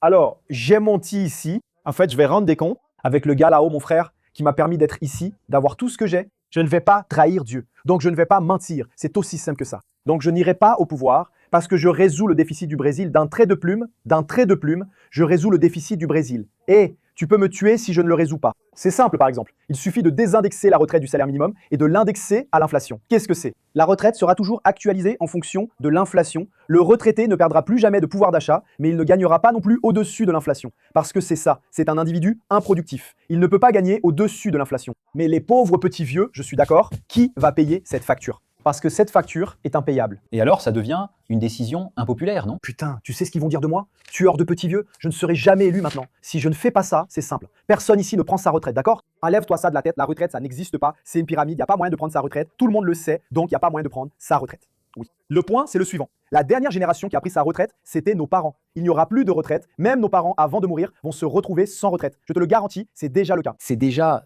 en train de s'effondrer. Oui, en fait, ça s'est déjà effondré. Mais nous, en vivant jusqu'à 80, 90 ans, laisse tomber. C'est fini, on a perdu le bonus démographique, on a perdu la chance de réparer ça, il n'y a plus moyen. Donc je dois prendre cette mesure. Mais mec, tu crois que Lula va vouloir signer ce truc? Il va mourir dans 5, 10 ans vieux. Il s'en fout, tu comprends? Ce truc, c'est pas son problème. La démocratie traite le pays comme une voiture de location. Tu ne prends soin que de ce qui t'appartient et qui est éternel. C'est pour ça qu'il n'y a que la monarchie qui peut marcher, qui est juste. Regarde ce qui s'est passé au Salvador, mec. Regarde ce que Bukele a fait au Salvador, le pays le plus dangereux du monde en termes de violence. Il est maintenant plus sûr que la Suisse. C'est le taux d'homicide par habitant le plus bas du monde, parce qu'il y a de l'ordre. Donc, si on revient en arrière, il y a 2500 ans, Socrate, il dit cela, que le principe de la vertu, c'est l'ordre. D'ailleurs, saint Thomas d'Aquin fait une relecture de la métaphysique aristotélicienne et appelle Dieu la force ordonnatrice. Alors, qu'est-ce que Dieu? C'est une force ordonnatrice, personne ne peut contester cela. On peut ne pas être d'accord avec la vision catholique de Dieu, mais contester qu'il existe une force organisatrice, penser que tout cela n'est qu'une grande coïncidence, c'est être complètement idiot. Il est impossible que ce soit juste une grande coïncidence. Si nous étions, mon frère, à quelques centimètres plus près ou plus loin du Soleil ou de la Lune, il n'y aurait pas de vie sur Terre, n'est-ce pas? Soit l'eau serait gelée, soit elle serait évaporée. Alors si tu penses que c'est une coïncidence, tu es complètement idiot. Donc si le gars dit, d'accord, peut-être que je n'adhère pas à l'idée d'un Dieu catholique et tout ça, mais je crois qu'il existe une force organisatrice. C'est-à-dire, l'ordre est le principe de tout. Alors, qu'est-ce que j'essaye de faire ici? J'essaye de traduire ce que je suis en train de dire, je sais que c'est complexe, que ça ressemble à du charabia ce que je raconte. Non, Mec, j'ai vraiment kiffé. tu as dit. J'essaye de te l'expliquer, mais je ne sais pas si le livreur comprend. J'essaye de traduire pour lui, tu vois. Parce que c'est lui qui change le Brésil. Pas toi ni moi, vieux. Oui. On vit dans un autre monde. Mais en même temps, avant, je vais entendre ta réponse, cette discussion est bonne, ouais. En même temps, on vit dans une société qui, contrairement à la société suisse ou à la société américaine de consommation, je ne sais pas, On accorde beaucoup d'importance au présent. Le Brésilien, il a ce truc. Je pense pas que ce soit juste. Je pense que c'est faux. Je pense que c'est caractéristique du Brésilien. Le monde entier, c'est pas seulement les Brésiliens, non mec, le monde raisonne à court terme, il pense à court terme. C'est un effet secondaire des Lumières. Donc oui, donc Mais c'est un problème. Parce que, donc c'est ça que je voulais savoir, parce que donc c'est ta vision. La vision de Tales est une vision, mec, je trouve ça cool, moi, Mauricio, je trouve ta vision cool, mais c'est pas ça. Mathéus, ça vient de Socrate, Platon, Aristote, saint Thomas d'Aquin. Je ne suis que le reflet de ces gars-là. C'est-à-dire, mais il existe plusieurs mondes qui coexistent, tu vois. Il y a le monde de Tales, d'Aristote, il y a le monde, tu vois, que tu es ça. Avec lequel je ne suis pas d'accord, ce que tu es en train de me dire, c'est qu'il existe plusieurs vérités. Non, il existe plusieurs possibilités. D'accord, ça oui. Maintenant, la vérité est unique. Elle n'existe pas. Elle n'est pas relative. Très bien, je suis d'accord. D'accord? Mais ça, c'est déjà important. C'est un grand pas que tu as fait dans ta vie parce que je suis sûr qu'à un moment donné, toi aussi, tu croyais que la vérité était relative. À un certain moment. Oui, c'est ça. C'est un grand pas que l'être humain peut faire dans la vie. C'est parce que le jour arrive, oui. je pense que le Brésilien, il a quelque chose. Il y a beaucoup de Brésiliens qui te regardent maintenant et qui disent « c'est bien ce que Thalès dit, mais jamais de la vie ». Que je vais renoncer à ma famille, à ma vie, à mes loisirs ou à je ne sais quoi. Je veux rester avec mon fils à la maison le samedi et le dimanche et je ne veux pas être comme ça. Comme ce fou, le gars que tu vois qui travaille 7 jours sur 7. Je ne veux pas et je n'en ai même pas besoin. Oui, donc, mais les gens, ils veulent pas, mec. Si tu regardes la réalité chinoise, je te le dis, j'ai 3 continents ici. Il y a des Chinois qui viennent ici, le gars fait ce boulot, oublie. Le 9-9-6, frère. De 9h du matin à 9h du soir, 6 jours par semaine. Et le gars regarde ce Chinois et dit, je ne veux jamais avoir cette vie, même pas en rêve. Mais ça n'a pas besoin d'être comme ça, mec. Saint Thomas d'Aquin dit que Dieu nous a construits comme si on était un puzzle, tu vois. Comment on dit puzzle en portugais? Ouais. Casse-tête. Comme si on était des puzzles, tu vois. Alors ouais, imagine que c'est comme ça. Tu as ta vocation, tu es un grand communicateur, tu es humoriste, tu es le gars qui arrive à traduire des informations complexes en choses simples. Tu es à ta place. Lui aussi, c'est un grand communicateur. C'est un gars vraiment sympa, que tout le monde aime. Et tout ça, il a sa fonction. Moi, je suis le gars qui sait diriger, qui sait prendre des décisions difficiles, qui vit avec beaucoup de pression. Chacun a sa place, tu comprends? On n'a pas besoin de prendre la place des autres. Non, tu vois, il y a des gars qui sont heureux. Ils disent, mec, je veux travailler le moins possible pour rester avec ma famille. Ce gars-là n'est pas un problème. Tout va bien, heureusement qu'il est comme ça. Parce que sinon, imagine si tout le monde était comme moi. Oui, qui créerait l'entreprise, par exemple, qui travaillerait pour l'autre. Donc les gens ont des vocations différentes. Il n'y a pas de problème. Problème. C'est que vous avez le mal absolu ici au sommet, qui est l'État brésilien. C'est le mal absolu. Qu'il utilise son pouvoir et son argent pour t'empêcher d'évoluer dans la vie. Parce que, par exemple, si Lula était vraiment préoccupé par les pauvres, même au Brésil, l'objectif de réussite des programmes sociaux ne serait pas combien de personnes. Il les fait entrer, mais en fait, ils sortent. Tu es d'accord? Oui, je suis d'accord. Parce que cette personne a évolué dans la vie. Tu es d'accord? Je suis totalement en faveur de la Bolsa Familia. Totalement. D'ailleurs, c'est un programme libéral inventé par Milton Friedman, qui est un économiste de l'école de Chicago. Libéral, c'est une affaire de droite. Pourquoi? Parce que je veux donner l'opportunité aux gens de progresser dans la vie, de gagner de l'argent et d'acheter mon produit, putain. Parce que je veux pas que ces gars restent dans la merde, ça n'a aucun sens, n'est-ce pas? Maintenant, pourquoi la gauche veut-elle que ce gars reste dans la merde? Parce que Lula a déjà parlé de coupe, il a dit un truc du genre, le gars commence à gagner plus de 3 salaires minimum. Et il arrête de voter pour nous. Donc la gauche, elle a besoin de garder les gens vulnérables pour que l'État prenne la place, n'est-ce pas, de Dieu, la place du Père. C'est pour ça que la gauche déteste l'Église, tu vois, parce qu'elle se dit, mec, si je détruis l'Église, je détruis la famille, je détruis l'ordre, donc l'État peut prendre cette place. Pourquoi tu penses que la gauche prône l'avortement, par exemple? C'est ça la destruction, c'est l'absence d'ordre. Elle dit comme ça, mec, c'est pas grave, je peux tuer un enfant tant que je n'ai pas encore vu son visage, tu comprends? C'est bien, c'est un enfant. Ma fille va naître dans 2 semaines, j'échange avec ma fille, je lui parle. Elle donne des coups de pied. Mais la grande solution de la vie ne serait-elle pas cet équilibre entre le chaos et l'ordre? Exactement, n'est-ce pas? Qu'est-ce que c'est? Pas seulement 100% d'ordre, sinon ça devient la Chine. C'est super, mais les gars sont en burn-out à 12 ans. C'est fait. Ce qu'Aristote appelle la vertu du juste milieu, n'est-ce pas? Là, je deviens neutre, ton fan. Non, mais c'est pas ça, mais c'est la vertu du juste milieu. Parce que c'est ça, trop d'ordre et ne pas laisser les gens prendre la moindre décision dans leur vie, c'est terrible. C'est ça. Contrôle. T'as un despote là? Les gens, ils doivent avoir le libre arbitre, c'est ce que Dieu nous a appris, non? Ils doivent pouvoir se tromper. Maintenant, ce que je ne peux pas faire, c'est détruire la chance des gens de s'élever dans la vie. Donc quand je fais la Bolsa Familia comme elle est, c'est ça. Aujourd'hui, il y a 50 millions de familles qui bénéficient de la Bolsa Familia, c'est-à-dire à peu près 100 et quelques millions de personnes dans la Bolsa Familia. Tu te rends compte? 100 et quelques millions de personnes qui dépendent de la Bolsa Familia. Moi, je rends impossible l'élection de toute personne qui suggère de faire un changement qui est bon pour la personne. Par exemple, je dis, mec, tu auras 5 ans pour sortir de ce programme, tu as cette série de programmes techniques que tu dois suivre. J'ai besoin que tu apprennes à devenir chef de chantier, que tu apprennes à devenir plombier, que tu apprennes, je ne sais pas, à donner. De donner des trucs le plus vite possible. De ça ici. Pour que tu sors de là, pour que tu gagnes ton argent. Toi, mec, putain, imagine, tu crois que la personne se sent bien, mec, en restant à la maison, en touchant des aides et sans travailler? Travailler fait partie de ce que Dieu veut pour nous, le labeur, putain. Tu ne te sens pas bien en faisant ce que tu fais. Tu te dis, mec, je suis reconnu pour ce que je fais. Donc c'est important pour ton estime de toi, tu comprends? Sauf que la gauche ne veut pas ça, alors elle va dire comme ça, ces patrons veulent que les gens ne pensent qu'à l'argent. Mais ceux qui pensent à l'argent, c'est eux. Tu développes, la psychologie explique ça, non? Ce que Pierre dit de Paul en dit plus sur Pierre que sur Paul, non? Ouais. Donc en fait, mon point ici, et c'est pourquoi j'utilise mon argent, c'est pour avoir le niveau d'influence que j'ai aujourd'hui en politique, pas seulement au Brésil, d'accord? Dans certains pays, que je ne vais pas citer, le niveau d'influence que j'ai dû gagner le niveau d'argent que j'ai gagné. Tu comprends? Pour que je puisse acheter cet accès jusque-là, sans avoir à faire quoi que ce soit de mal, simplement grâce à sa réputation, ce gars-là, il gagne de l'argent, il a construit quelques entreprises milliardaires. Pour pouvoir accomplir sa mission. Alors le gars m'écoute, puis il me dit, Tu peux m'aider à écrire mon programme de gouvernement? Je peux. Tu t'assois, tu aides le gars avec son programme de gouvernement. Maintenant, moi, si je me présente, je n'ai aucune chance de gagner. Ceux qui me regardent, qui sont dans une bulle, disent « Mec, ce que tu as dit, j'ai aimé. » Mais ce que j'ai dit, au moment où les médias verront qui je suis vraiment, ils diront « Mec, détruis ce gars au plus vite. » Parce que ce gars-là va foutre en l'air notre système ici. Parce qu'aujourd'hui, les mecs reçoivent des centaines de millions de fonds du gouvernement. Ils se disent « Ce gars-là va briser notre monopole. » Et alors, qu'est-ce que je fais? Ce gars-là ne peut pas être élu, tu comprends? J'ai compris. Bien sûr, mec, je pense.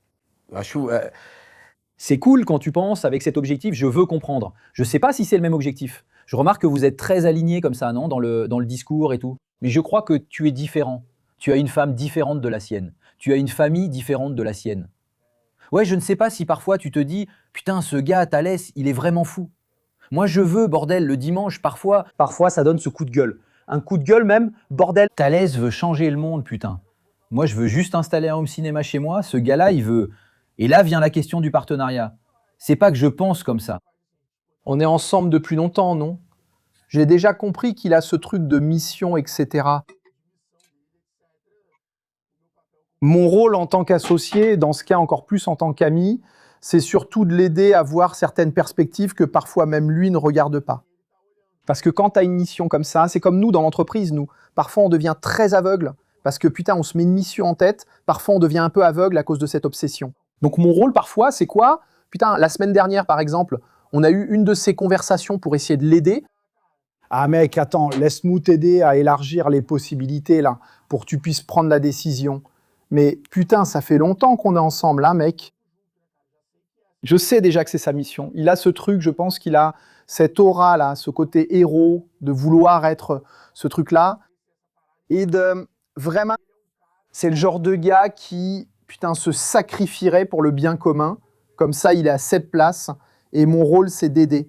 Ce qui, putain, avant, par exemple, quand il avait déjà ces histoires de gouvernement, je lui ai dit, j'ai dit, frère, ouais, il n'y a pas de problème. Si tu veux aller à fond dans ce truc, pensons juste à une architecture d'affaires, qu'on puisse se protéger, que toi, moi, qu'on puisse agir de façon à ce que ça n'affecte pas nos vies, nos familles, etc. C'est ça qu'il a dit. Vu l'ampleur qu'on a prise aujourd'hui, mec, il y a beaucoup de personnes dans nos familles qui dépendent de notre travail, qui dépendent de notre patrimoine. Et Parfois, son obsession peut te gêner sur un autre point. Et putain, mais je pense que le fait que ça gêne, c'est pas la question. Le problème, c'est juste de faire ce qu'on enseigne, d'être stratégique, oui. Alors, putain, on veut faire ça ici, comment peut-on le faire stratégiquement? C'est comme n'importe quel modèle de succession, c'est comme n'importe quel modèle de gouvernance, c'est comme tout, c'est un fait. La mienne, mec, je pense que c'est plus... c'est la mienne. Peut-être qu'il y a moins de sacrifices, il est plus prêt à se sacrifier pour ce truc, il a plus du patriotisme, oui, c'est ça. J'ai plus ce côté d'inspirer vraiment. J'aime beaucoup ça et franchement, je suis très reconnaissant et heureux, pas pour l'argent que j'ai gagné ni pour le patrimoine, mais ouais, putain, j'aime vraiment que G4 soit devenu ce vecteur pour l'entrepreneuriat. Je trouve ça vraiment génial. Ouais, putain, j'aime vraiment savoir que mon contenu aide les gens à, tu vois, sauver leur entreprise, à résoudre des problèmes. Ouais, tu sais, donc, et moi j'aime vraiment ça, j'ai vraiment cette mission. D'ailleurs, tu vois, conférence aujourd'hui, par exemple, la plupart des conférences où je vais, il sait, mec, je suis accro à cette opportunité de pouvoir parler à beaucoup de gens et je sais que ça a de l'influence. Pas seulement ceux qui assistent à la conférence, parce que ceux qui assistent prennent une photo, l'envoient à un employé, à un associé, à un ami, la partagent dans le groupe d'entrepreneurs. Alors, dans le cadre de ma stratégie pour influencer les gens, c'est à propos de l'entrepreneuriat, tu vois, qui est la liberté, que c'est elle la protagoniste de sa propre vie. Putain, c'est une chaîne pertinente et qui, putain, consomme mon actif le plus rare, qui est mon temps. Ouais, et là, tu dois faire ces choix, putain, mais le week-end, c'est pour ma famille, je peux pas, putain, d'accord, donc tu ajustes ça, mais je pense que, dans mon cas, je le dis même, je l'ai déjà dit dans d'autres podcasts, cette partie de l'ambition, de tout ce qu'on a construit. Je plaisante en disant que je me laisse un peu porter par la sienne, qu'il en a déjà beaucoup. Alors, putain, non, genre, on va agrandir le G4, on va emmener G4 à l'international, on va faire ci, on va faire ça. Ouais, c'est bien plus que ça, parce que je suis aussi ce mec qui rend les choses possibles, je suis bon là-dedans, à dire, mec, allons-y, faisons-le, allons-y. mais t'as déjà accéléré plus, et là tu ralentis comme ça. Putain, quand j'avais 25 ans, j'étais plus psychopathe moi, putain, je bossais 36 heures par jour. Et maintenant je me dis, non mec, je vais aller à la salle, parce que je dois aussi prendre soin de moi. Donc, et je pense que Aujourd'hui, évidemment, on a la liberté, grâce à notre travail, d'être notre propre patron. On a la liberté d'organiser notre emploi du temps comme on veut. Mais mec, hier à 22 h, j'étais en live. Je produisais du contenu, je parlais avec l'équipe marketing. J'aime ça. J'aime ça. Donc, mais si tu fais des choses que tu n'aimes plus, vous arrivez à faire des choses que vous n'aimez pas? Tu as dit que ton travail est très ennuyeux, par exemple. Mais je déteste faire du contenu. Je déteste ça. Ici, les podcasts ne sont pas pour les gens ennuyeux. Je te jure sur Dieu, l'ambiance est horrible. Hein, mauvaise ambiance, ça s'est mal terminé, l'ambiance était mauvaise. Je déteste ça. Je n'aime pas, mec. Désolé. Apporte du café. Si je pouvais, je serais dans mon bureau, tu vois, en train de gérer mon agenda et pas en train de répéter des trucs que j'ai déjà dit 50 fois ici que je suis en train de te dire, tu vois. Oui, donc franchement, j'aime pas ça ici. Je déteste donner des conférences, je déteste faire des podcasts, je déteste prendre mon téléphone et parler. Si je pouvais, mon Instagram serait juste une photo de paysage. Pourquoi tu ne fais pas ça? Parce que je ne peux pas, parce que je sers de canal pour l'entreprise, tu comprends? Alors l'entreprise est un outil pour qu'on puisse, tu vois, avoir de l'impact, pour qu'il puisse accomplir sa mission. J'ai compris. Et l'entreprise est la plateforme qui me permet de me connecter avec plus d'entrepreneurs, de pouvoir donner plus d'idées aux entrepreneurs. La partie difficile t'amène à la bonne. C'est la vie d'adulte, n'est-ce pas? Tu fais seulement ce que tu aimes, seulement. Je voulais pas être ici non plus, je voulais aussi, putain, c'est... Eh ben, je le fais. La vie d'un adulte fonctionnel, c'est de faire ce qui doit être fait, et pas seulement celle d'un adulte. Je pense que c'est le cas de n'importe qui. Tu crois que mon fils aime aller à l'école? Non, je sais, mais il a été entraîné pour ça, non? Oui, comme ça, tu l'entraînes à gérer les frustrations. Mais je ne veux pas aller en cours. Tant pis, mec, tu vas devoir y aller, c'est tout. Alors il va dire, d'accord, il y a des choses que je dois faire, c'est comme ça. Donc la vie d'adulte, c'est faire ce qui doit être fait. Ceux qui font seulement ce qu'ils aiment, ce sont les enfants. Et même là, parfois le père dit, non, tu vas devoir le faire. Mais si tu laisses ton fils faire ce qu'il veut en lui disant, fais ce que tu veux, alors il ne fera que ce qu'il aime. N'est-ce pas? Et l'argent va te donner l'opportunité de faire ce dans quoi tu es bon. Oui, parce que ce que tu ne sais pas bien faire, tu vas mettre d'autres personnes compétentes pour le faire à ta place. Et quand tu passes la majeure partie de ton temps à faire ce dans quoi tu es vraiment bon, naturellement, tu auras des résultats différents. Si je pouvais, je passerais toute la journée à fumer des cigares et à philosopher avec d'autres philosophes, à réfléchir à la vie, au Nouveau-Brésil. C'est ça que je ferais. Mais putain, ma vie, ce n'est pas ça, mec. Ma vie, c'est bosser, bordel. Gérer la société, revoir le tunnel de vente, putain, voir qui je dois embaucher pour le prochain projet, échanger avec le marché. Pour pouvoir philosopher et... La grande mission, voyager à fond, mec. J'ai même pas un mois entier où je reste au Brésil, vieux. C'est chiant à mort, ce truc, tu vois. Moi, je trouve ça génial, mec. Il est temps de partir à l'étranger. Je comprends ce que tu dis, je voyage, je travaille en voyageant, mais c'est dur. Parce que quand tu dis ça, tu t'en rends compte. Je l'ai déjà remarqué, les gens pensent comme ça. Problème de blanc, tu vois. Mais que je le veuille ou non, je l'ai remarqué. Quand j'ai compris que le temps que je passe à voyager, mec, ça compte aussi. Parce que combien vaut exactement mon heure? D'accord, mais si je passe 48 heures dans un endroit à faire un spectacle, je travaille pendant 48 heures. Et toi, tu as été payé pour 1h30, moi j'ai été payé pour 1 heure. Et demi. Et là, tu commences à regarder et tu te dis, ça n'a pas de sens parce que j'ai pas choisi de me réveiller dans cet hôtel. Exactement. Je voulais être avec ma famille, tu vois. Exactement. Et là, tu commences à regarder et tu te dis, mais c'est ce que j'ai dit au début, c'est les maths. Et quand tu te poses pour te dire, mec, si j'ai acheté une maison pour passer le week-end avec ma famille pour X montant, chaque samedi où je ne suis pas chez moi parce que je vais donner une conférence, je perds de l'argent. Je perds de l'argent parce que j'ai déjà mis l'argent là-dedans. J'ai déjà mis de l'argent là-dedans. Donc c'est ça. Et alors, quand tu commences à faire le vrai calcul, tes décisions commencent à changer. Oui. Et maintenant, je vais te dire un truc. J'ai souvent cette conversation avec ma femme, tu vois. Moi, j'ai une fille de 23 ans, bien élevée. Elle vit en Californie. Tout se passe bien dans sa vie. Et j'en ai une autre qui va naître dans 1 ou 2 semaines. C'est Maria. J'étais justement en train d'en parler avec ma femme. On s'apprête à prendre une décision très audacieuse dans l'entreprise. Et évidemment, c'est à moi de la prendre. Et j'ai dit, chérie, mon amour, je pense que je vais devoir doubler mon volume de travail dans les 5 prochaines années. Frère, je suis le gars qui quitte la maison à 7 h du matin et qui rentre à 10 h du soir. C'est comme ça tous les jours. Elle m'a dit, chérie, tu ne vas donc pas suivre la croissance de nos enfants? Mes grossesses vont se passer toutes seules. C'est ça que tu es en train de me dire? J'ai dit, chérie, si tu es d'accord, je le fais, mais il faut que tu acceptes, on est ensemble là-dedans. Alors on a discuté et elle a dit, chérie, si tu dois le faire, fais-le. Qu'est-ce que tu veux? Mec, je crois que j'en ai besoin. C'est ce qui te fait du bien. Moi, c'est pas ce qui me fait du bien. Ce qui me fait du bien, c'est d'être avec ma famille. Soit plus ou moins. Non, c'est vrai, parce que... Tu as aussi un but. Tout est très basé, d'accord? Mais ce qui me ferait du bien, c'est d'avoir une maison à la campagne pour le week-end et d'y aller dès le jeudi. Je pensais ça de moi. Je ne sais pas si je vais tenir longtemps, mais j'aimerais vraiment suivre ça. Mais il y a eu un moment où je me suis dit, je vais avoir de l'argent dans ma tête, j'ai l'argent du cash out, je peux m'arrêter ici et tout ça. M'arrêter? Pas du tout. Ce n'est pas l'argent, ce n'est pas l'argent, ce n'est pas l'argent. Mais c'est ça que les gens ne comprennent pas, bordel. Mais pourquoi? tu n'as pas besoin d'une entreprise milliardaire, bordel, je ne sais pas quoi, mec, ce n'est pas l'argent.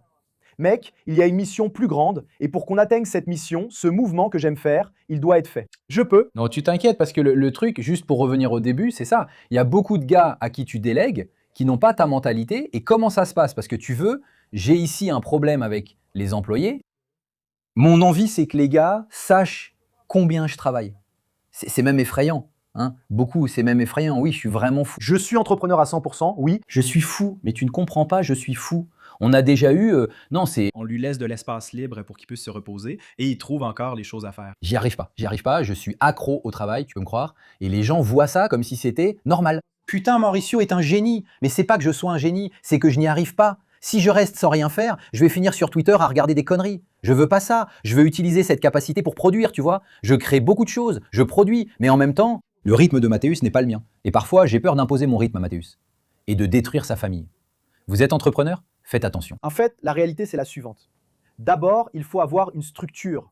Parce que si tout repose sur Mathéus, ça veut dire que Mathéus doit avoir plus de monde sous lui, tu comprends? Alors tu te dis, bon, il faut que j'élargisse donc le périmètre de ce que Mathéus fait ici pour que Mathéus soit celui qui va diriger le travail. Mais qui est quelqu'un qui exécute et qui soit à un moment de vie différent. C'est pour ça qu'il est important d'avoir cette pluralité d'âge et de moments de vie dans l'entreprise. Comme Mathéus fait ça depuis longtemps, il a un playbook, donc Mathéus c'est apparemment un gars intelligent. Qu'est-ce qu'il va faire? Il va créer un playbook opérationnel et il va former les personnes qui travaillent avec lui à ce playbook. Et il dit, mec, si jamais quelque chose sort du cadre de ce que je t'ai donné, appelle-moi. Voilà, Mathéus arrive à avoir une vie. C'est comme ça que tu crées une entreprise, une culture. Tu en as besoin. Si c'est plus une question d'efficacité opérationnelle, oui. La culture serait la façon dont Mathéus réagirait s'il était confronté à un problème qui sort du playbook. J'ai compris que c'est un business encore plus complexe au-dessus de tout ça. Cette gestion opérationnelle, c'est ce qu'on appelle se structurer avant de vouloir faire évoluer l'entreprise. Si tu ne te structures pas toi-même, comment vas-tu faire évoluer l'entreprise, hein? Sinon, tout dépend juste de toi. Et Mathéus, tu dis un truc comme ça, mec? Je peux mettre 4 personnes de plus ici, et alors je peux faire en sorte que notre entreprise passe de 5 à, mec, 20 millions sur cette période de 2-3 ans de travail que je vais faire. Mais j'ai besoin de structurer mon entreprise avec des playbooks. Parce que c'est le processus, c'est une technologie humaine qui permet de passer à l'échelle en rendant le résultat prévisible. Puisque le processus, c'est input, n'est-ce pas? Imagine que le processus, c'est le clavier, l'exécution, le résultat va être la télévision, tu comprends? Donc tout est acte et puissance, input et output, n'est-ce pas? Donc si j'arrive à avoir une prévisibilité du résultat, je peux faire plus de choses et puis bientôt, je prends ça, je systématise. Mec, maintenant, laisse-moi mettre un CRM ici dedans, laisse-moi mettre l'IA pour faire les scripts pour moi et voilà, du verre, pourquoi faire? La plupart des gens n'imaginent pas qu'il y a cette question de respecter la phase de vie de chacun. Les gens pensent que tu es un psychopathe. Peut-être que chez certains, oui, certaines personnes comprennent un peu plus. Et de toute façon, c'est comme ça avec moi, j'exige beaucoup plus. Quand il y a une autre personne, j'ai une responsabilité, oui. D'ailleurs, mon processus d'embauche dépend du domaine et du poste. Je dis très clairement à mon assistante personnelle, elle travaille autant que moi, bien sûr. Et quand j'ai embauché cette assistante, je l'ai prise au président de Philip Morris, n'est-ce pas? Et je lui ai dit comme ça, je vais te payer plus que ce que tu gagnes parce que, c'est sûr, je travaille plus que le président de Philip Morris. Alors je lui ai dit, tu es prêt à travailler selon mon emploi du temps? Mon emploi du temps? Mon emploi du temps, c'est que je travaille tant que je suis réveillé. Tu es prêt à travailler tant que tu es réveillé. Ça ne veut pas dire que tu dois être physiquement avec moi, là où je suis, mais tu dois être réactif. Et je te paye tant, elle a dit. Pour ce montant, alors c'est d'accord. Regarde ce contrat merveilleux. C'est un choix. Elle travaille autant que moi et elle gagne bien plus qu'une secrétaire ne gagne sur le marché. Donc, c'est une bonne affaire. Tout le monde est content. Tu comprends? Ce système d'échange libre est merveilleux, mec. Que, en plaisantant, les gens appellent le capitalisme. Elle est super heureuse, elle a une vie bien meilleure que celle qu'aurait une secrétaire, elle a la vie d'une directrice d'entreprise. Et tu vois, j'ai une assistante personnelle incroyable, qui s'occupe de toute ma vie sans jamais faillir. Ma vie est entièrement automatisée et toute mon énergie est consacrée au travail.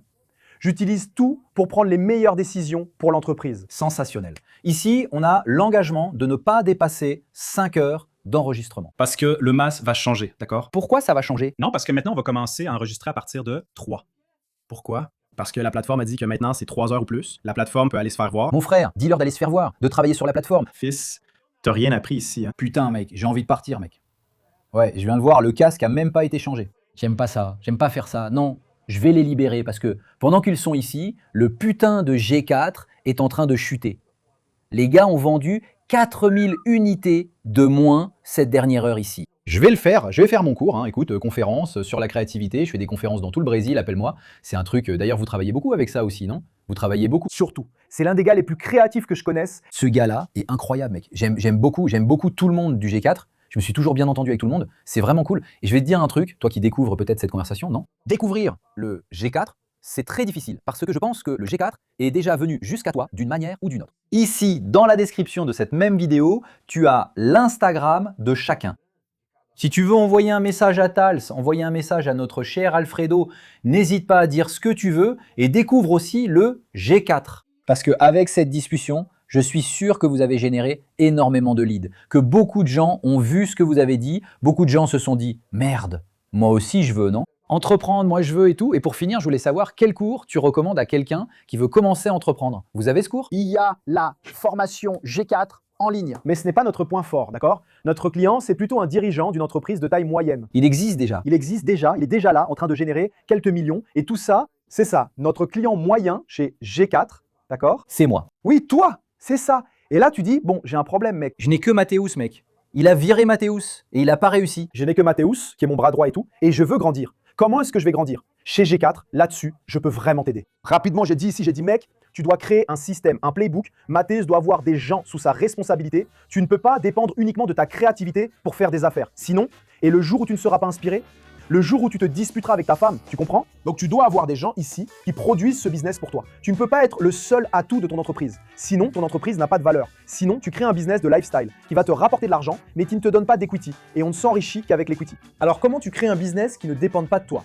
Donc toutes ces provocations sur Lancez, ce ne sont pas grand-chose de plus que des provocations.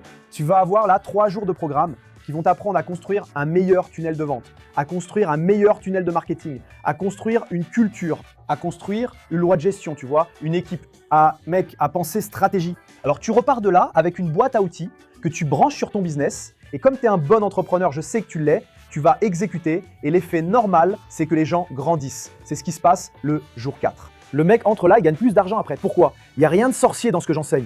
Mais c'est un ensemble de choses dont tu as déjà entendu parler, tu les as juste jamais organisées dans ta tête et mises comme priorité. Alors tu repars de là, avec tout organisé, les priorités en place, tu viens ici, tu travailles et devine quoi? Tu vas obtenir des réponses à tout ça et évidemment, tu vas améliorer ton business. T'as compris? Parfait. Les gars, c'est dans la description. Je voulais te remercier encore une fois, mec. Putain, tu le prouves dans un match de foot, c'est ça, non? Ouais, je bossais, mec. J'étais en train d'enregistrer du contenu. D'après toi, en Coupe du Monde, terrain 4-4, t'en as vu combien? Combien de publications j'ai fait pendant le match? Combien? 27. Vraiment? Je l'adore, oui. Le Toguro de la G4. C'est le Toguro de l'entrepreneuriat. Merde, putain, mec, t'aimes faire ça? Il en a vendu environ 2 millions. Ah bon? Ouais, j'en ai fait à mort et j'ai rien vendu du tout. Bon, tu utilises encore le TP, c'est moins créatif que tu le penses. Ah oui? C'est que quand je t'ai vu, tu utilisais le TP. Je l'utilisais parce que j'avais besoin d'informations. Donc la mémoire est mauvaise alors. J'étais foutu. Le gars enregistrait 40 vidéos par jour. Je m'en souviens, tu sais. Mauricio est en train de t'avoir. Ouais, c'est dur. Bon les gars, laissez votre pouce bleu si vous avez aimé. Si vous n'avez pas aimé, Laissez un pouce bleu, laissez un commentaire. shoot-moi. Que faire? C'est pas ennuyeux. Fais ce que tu veux. Tu vois? Abonne-toi. Et tout faire, c'est chiant. Mais tu crois que le gars a pas déjà compris ça? Ça fait 20 ans qu'il regarde cette merde. Il a compris. Tout est débile. Tout le monde est complètement débile. Ceux qui peuvent faire monter la hype, ça aide. Voilà. Laissez un like. Allez-y. Enfin, voici l'équipe de G4. Bientôt, je suivrai un cours avec eux et je voyagerai avec Alfredo pour les coupes. À bientôt. Au revoir, au revoir. Merci les gars.